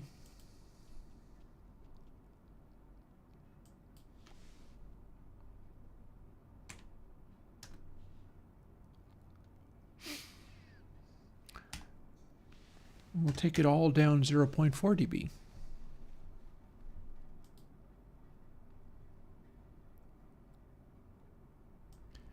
There. Now, there's dynamic range of a sort, but not, because all we've done is taken it off of the clipping.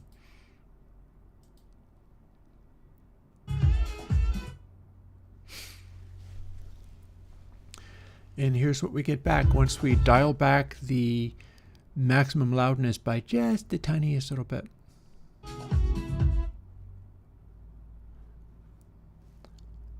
And so that's pretty interesting. Didn't take much. That's 0.5 dB quieter.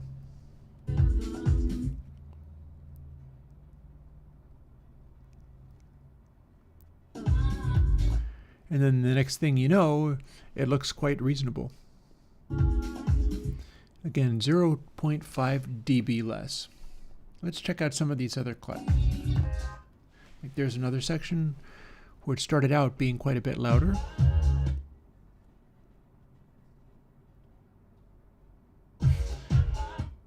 I will mention 0.5 dB is not a lot to turn anything down.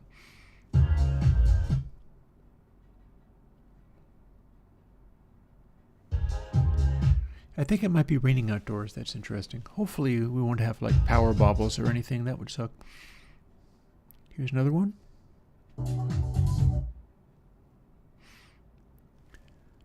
They're all kind of very consistent, these.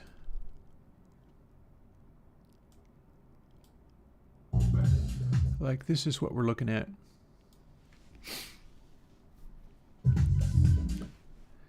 Here's the tracks.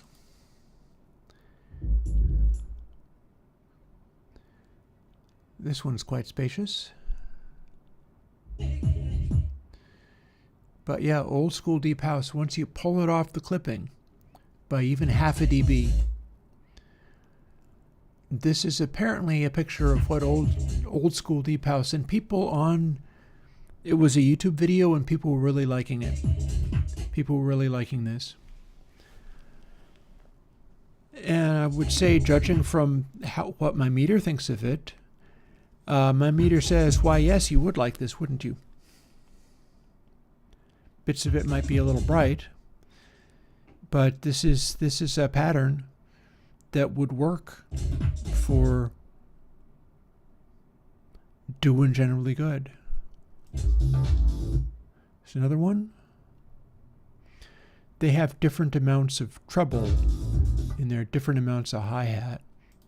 Another one. it is the pattern of deep house, it would appear.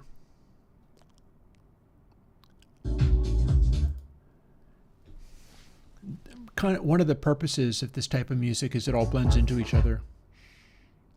You transition from the one track to the other track, and you can see that there are different tracks, but they transition real seamlessly because they're all very much the same genre.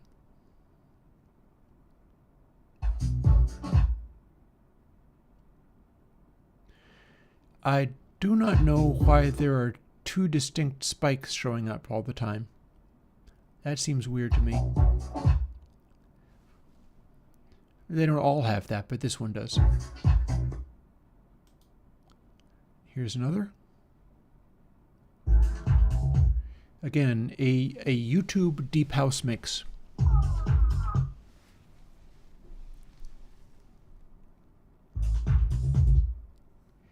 Specifically, classic, old school deep house.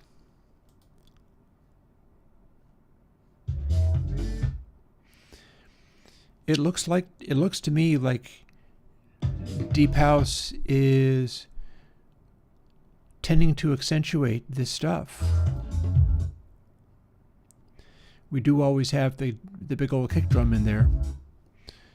Got a lot of bass happening. But quite often we're hitting the same concepts that we do in the rock mixing. Now this would be why it's defined as deep house. Other kinds of house would probably behave differently, like have brighter highs, so that the black spikes would just take everything over.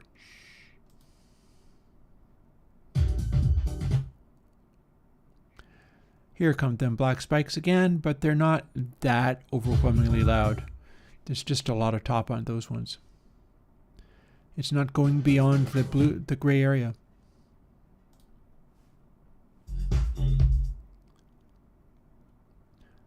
Here's a thump one, thump one, thump one. You can see where the wum is and where the thump is. Well, I mean, sometimes they do. The last one.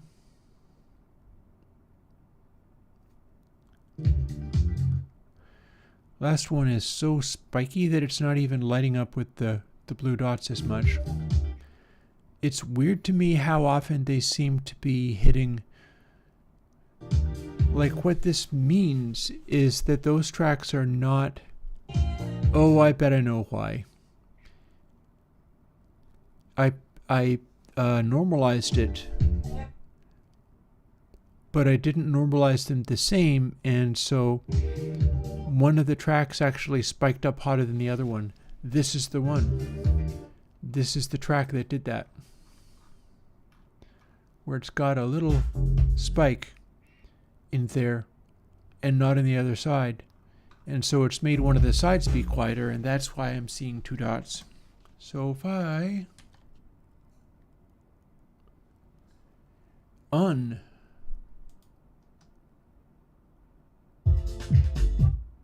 yeah, now we're back to the full loudness, and then I can amplify it by a tiny amount.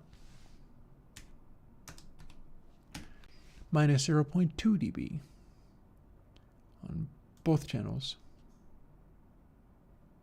I think that ought to do it. Or perhaps not. Hang on.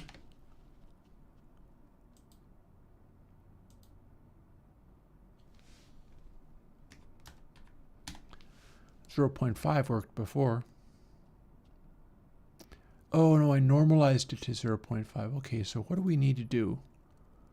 Did this do it?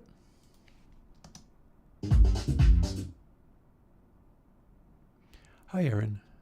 I think not. I think we're getting intersample clipping or something.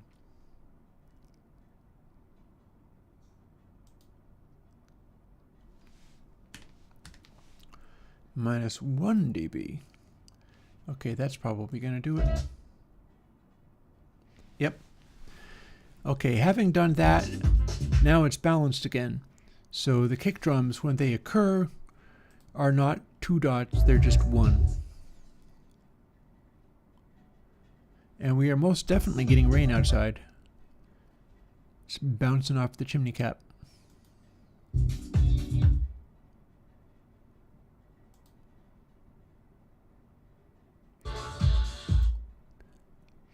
So yeah, deep house measured on meter.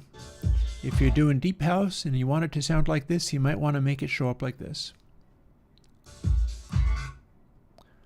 And taking it down a dB so it doesn't clip might help.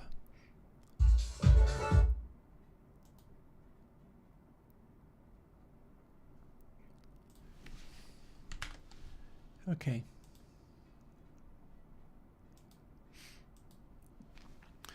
Alrighty, so having sorted that, I got about 20 minutes left to stream, assuming the power doesn't go out or something stupid like that. So let's do the thing I said I was going to do.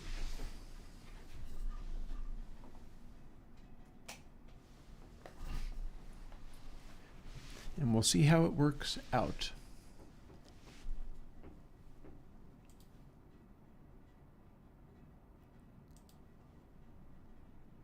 And hopefully it'll be fine. We're working on this track. Did it most recently. Try, I don't care why. At least we're gonna try to make it through and find a way. And there's all of our stuff going on. So now what I could do is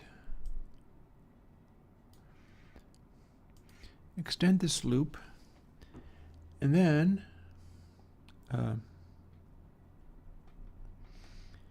think I have to hit this button to turn up this.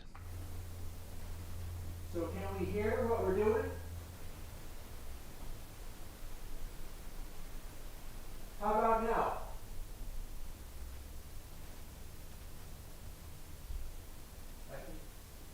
I think there might be rain sounds up there. Okay, let's go and check it out.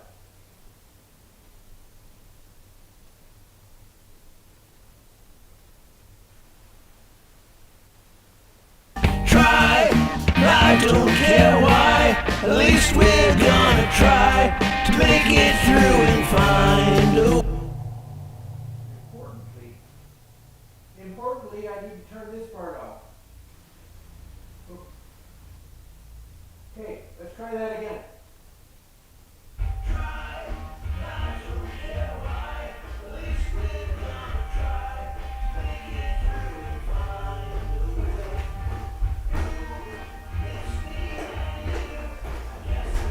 Alrighty. So, we've got our live mic here, and here we are doing the upstairs audition to what we did in the last week.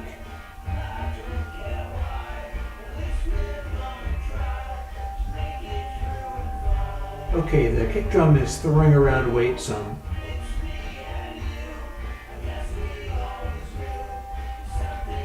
Snare feels like it's there, although it could be a little stronger, and everything's a little squished-er than I would need it to be. And the vocals are very loud. That's a very strong vocals.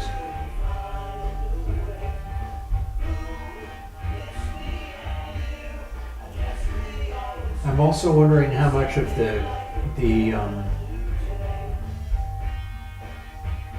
all the various stuff, bass and so on, I can hear. The bass is a lot weaker than the guitar. And the guitar is strong, maybe too strong.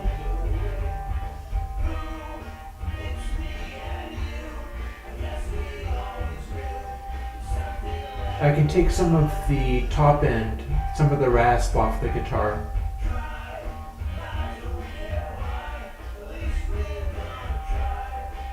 Vocals are sitting pretty good, honestly. I can live with that. Also, from up here, it doesn't sound as double-tracked. So let's go and tweak with those things.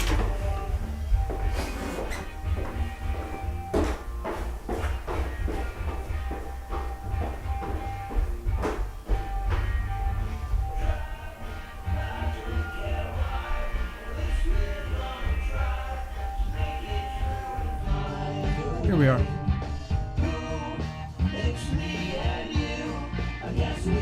I can bring them down a bit. You would not as much as you might think.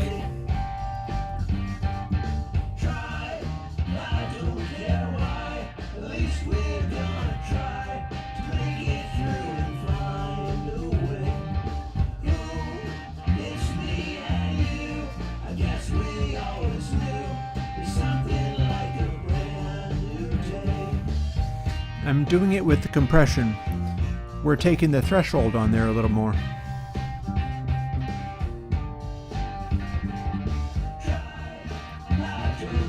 Are we even using a synth kick? Oh, that's all I'm using for the kick.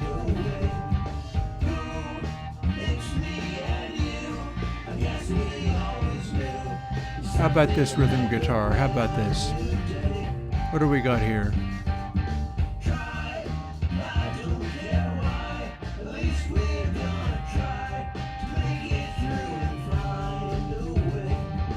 You can take some of that gratiness out of it.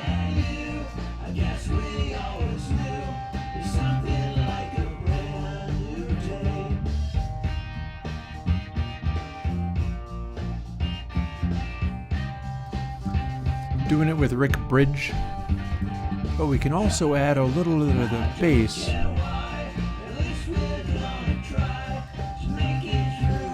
And then less compression on the drums.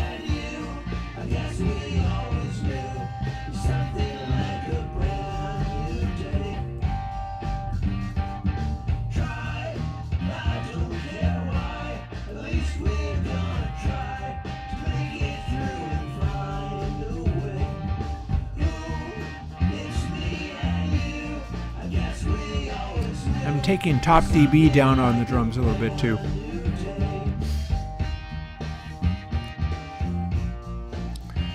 And I guess I can live with taking the, we'll take high mid down on the rock vocal.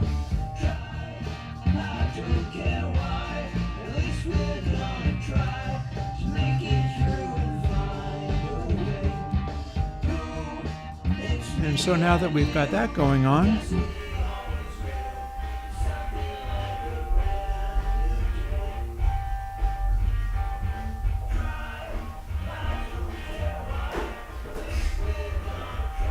out we come again to here.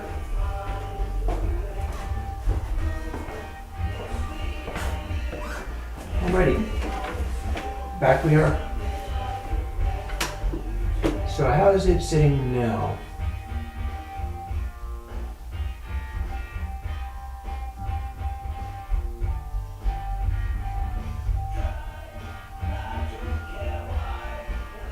I'm fairly happy with how that's sitting. I mean, the next thing is to put it in a different section and try it on that different section. Like, I haven't done the double tracking and comping on the other sections. I think I set it up for the double tracking, but it didn't fix all the pitches.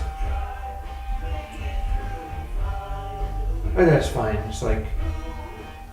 It's fine, it's whatever. Maybe I'll do a big old looping section where we've got the verses and also that guitar solo in there. So let's do that.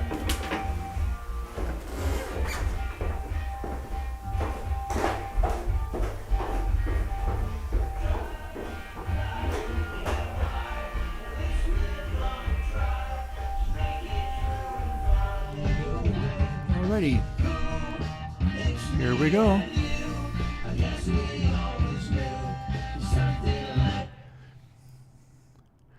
Ooh, I could back off of the reverb a bit.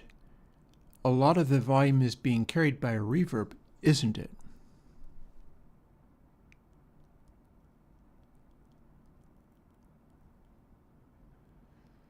Let's see what we get when we fool with that.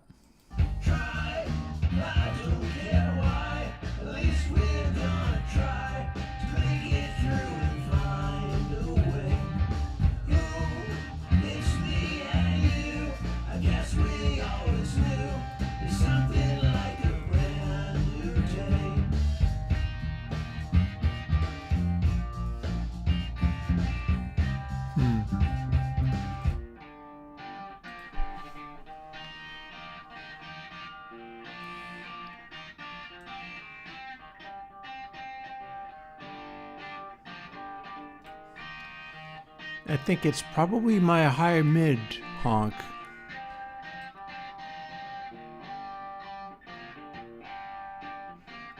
Like we can shift it around like this.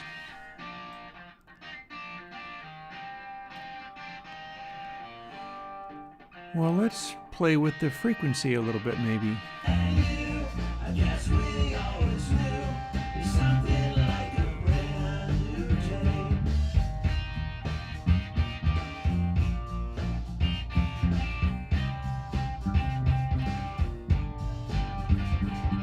Try, I don't care why. At least we're gonna try to make it through and find a way. Ooh, it's me and you. I guess we always knew something like a brand new day. Try, I don't care why. At least we're gonna try to make it through and find a way. Ooh, it's me and you. I guess we always knew there's something like a brand new day. Yeah, I figured it out. You are not wrong. It's not that it's an irritating ring, but it's coinciding with sounds in the vocal. So those two things hitting together became really more strident than it needed to be. So I've shifted the treble of it down a bit, and that should probably help. That said, the next thing that I would like to try doing is an entirely different section. Like, for instance, selecting all of this and then letting this loop.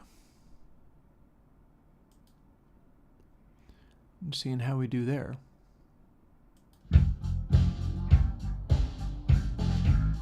Same settings.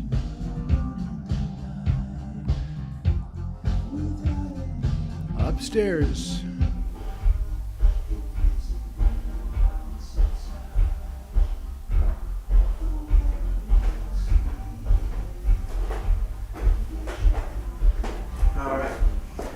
Ideally, although we have still not simplified the arrangement, this is still all of the tracks playing.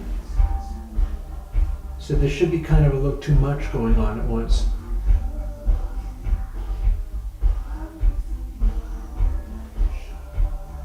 I've got an electronic kick in there. I think the electronic kick is too big.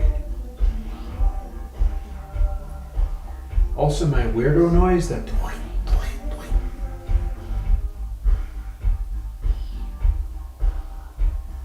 that's sticking out a lot.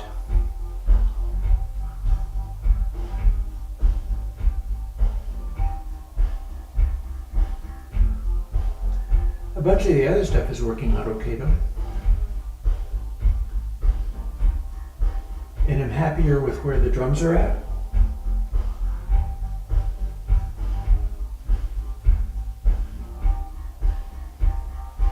But that electronic kick needs to back off a little bit.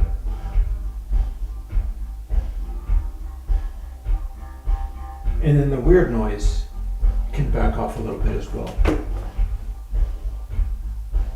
Also, when I'm up here, I'm not hearing as much of the cathedral reverb. I know it's in there doing something, but I don't feel the space of it. So,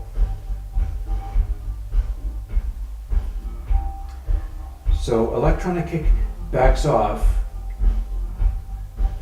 Cathedral reverb, assuming it's doing anything, which I think it is, that can become a little bit more apparent. And the weird noise that comes in, that's the cross-modulated sine wave oscillators, that can back off just a little bit. When it goes up in frequency, it becomes extremely noticeable. So let's see about that.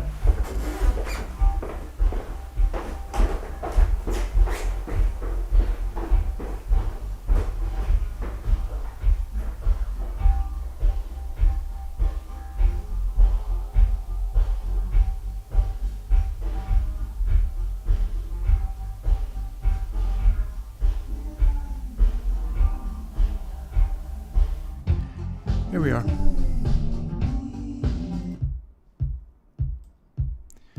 Yeah, this does not need to be this loud.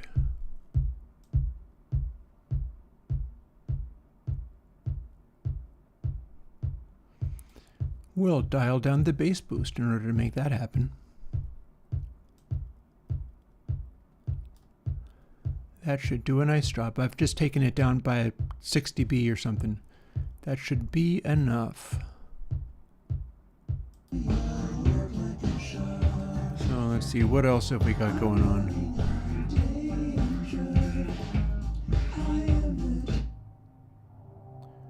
Oh yeah, we've got this stuff. This stuff was cool. Let's see to it that we have some of that happening.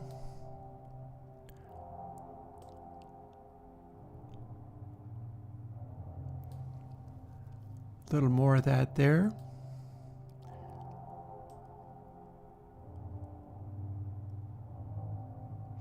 A little more of the cathedral fullness.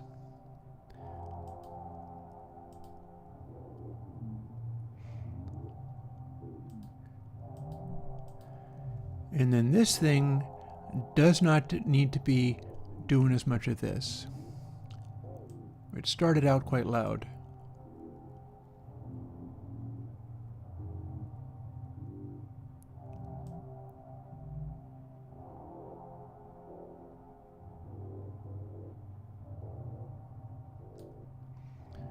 Pull it back about that much. What else have we got going on here?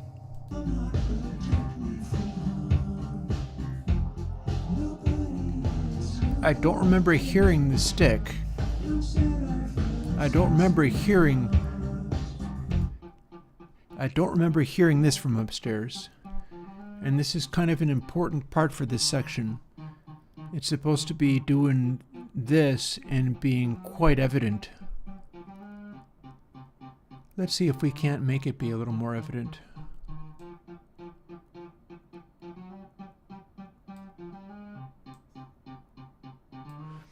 I'm increasing the threshold on the compression on it.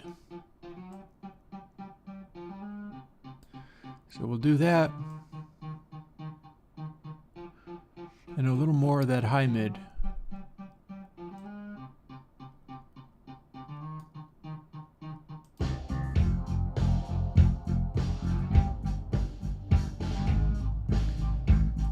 Also, how loud is Silkhat?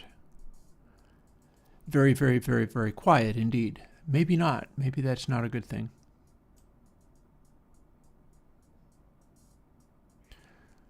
We also have meter to play with.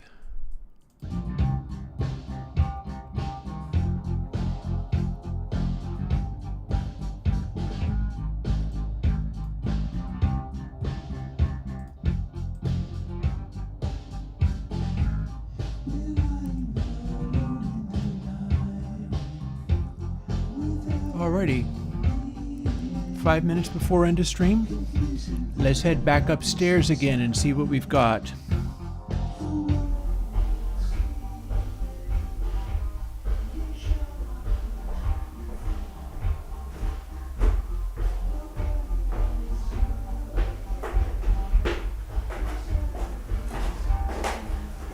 Okay.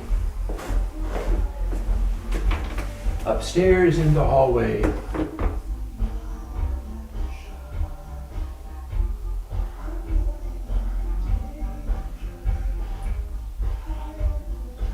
I gotta fix those pitches on the vocals.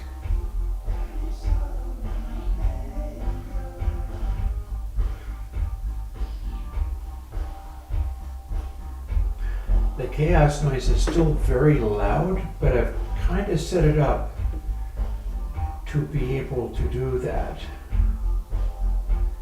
I mean, I can edit it out in places where I really don't want it, but it's kind of an important sound for that section of the song. It's like meant to be there. I've also now made the stick even louder, so now the stick is maybe too loud.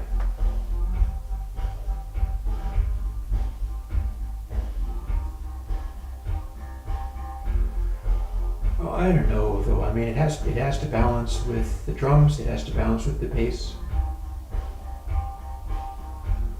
If it's much quieter, it won't balance with the bass, so maybe it's fine. Also, if I hang out up here for a while, we'll get to the guitar solo and we can see how loud that is. That might be quite loud indeed, I'm not sure. I've got it set up so that it's pretty much Pigno style, close-up, bright, aggressive guitar solo. And that ought to cut through the mix like butter, so we'll see whether it is just far too loud or whether I've got it balanced okay.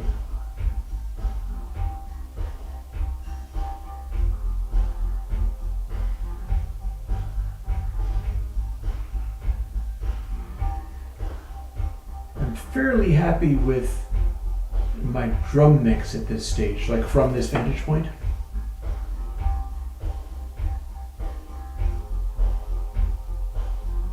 Like I hear the hat and the point where the hat is briefly opened up, so it kind of opens up and there it is.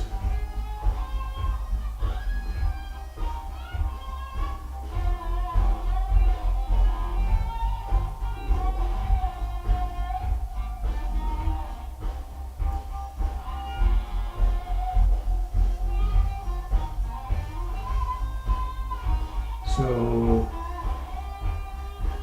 it could be a little bit less sonorous, and that cathedral verb could come back down again a bit.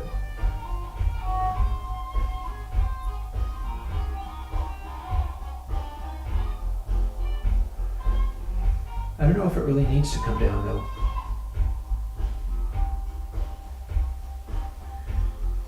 I mean, it needs to be louder than things like the drums. We're not doing a drums and wires mix here. So let's twiddle all these things just a bit.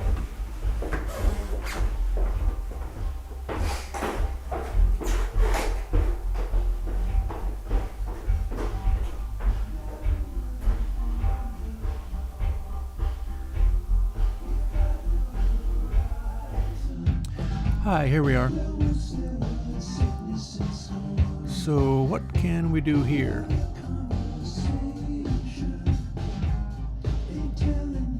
For that matter, what is...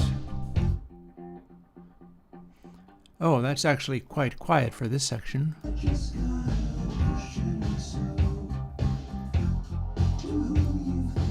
Let's do this.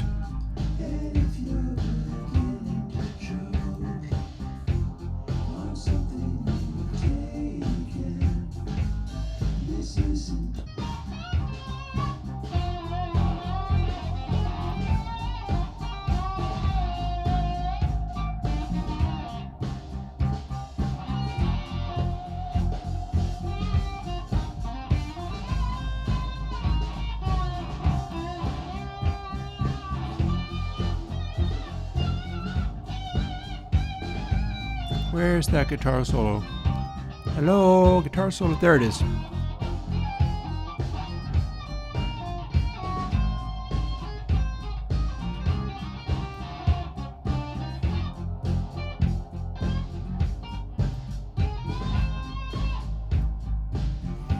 And let's see what else. Cathedral became louder than it needed to be.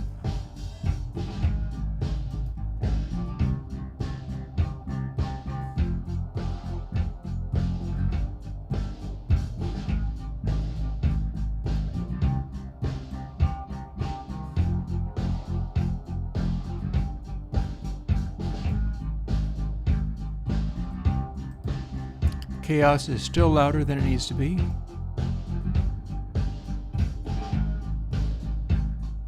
And it's actually 5. So let's do this one more time and we'll call it a day.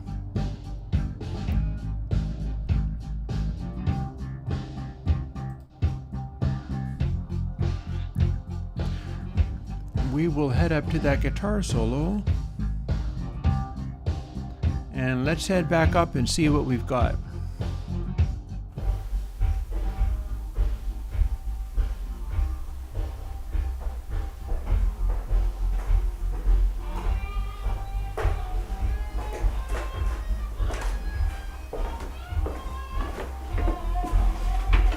Yeah, being up in the hallway does count as a sanity check.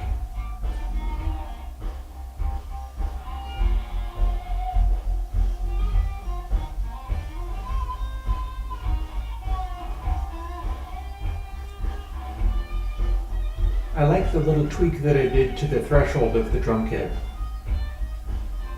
I pulled the threshold back just a little bit.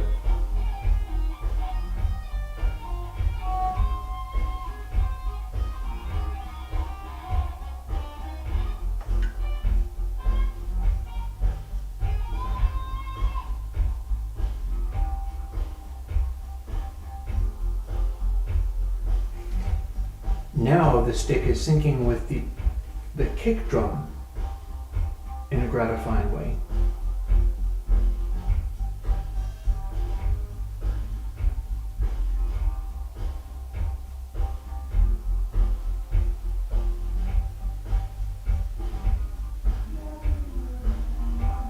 And there's the vocals that I haven't fixed the pitches for yet.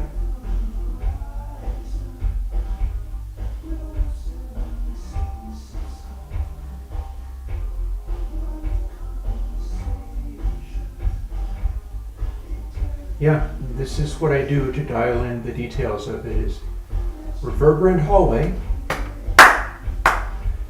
and hear what it does when it gets to go through air.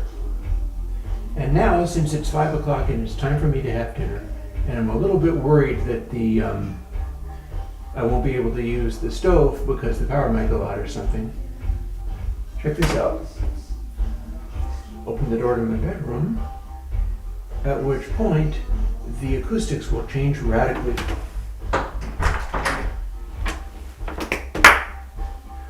Well, somewhat radically. Anywho, see you downstairs, and we're going to call it a day.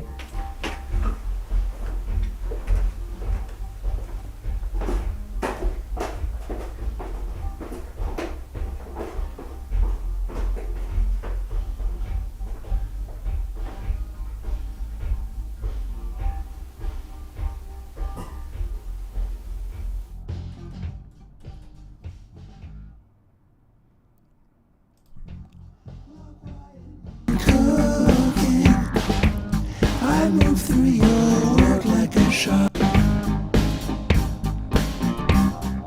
And here's what we ended up with.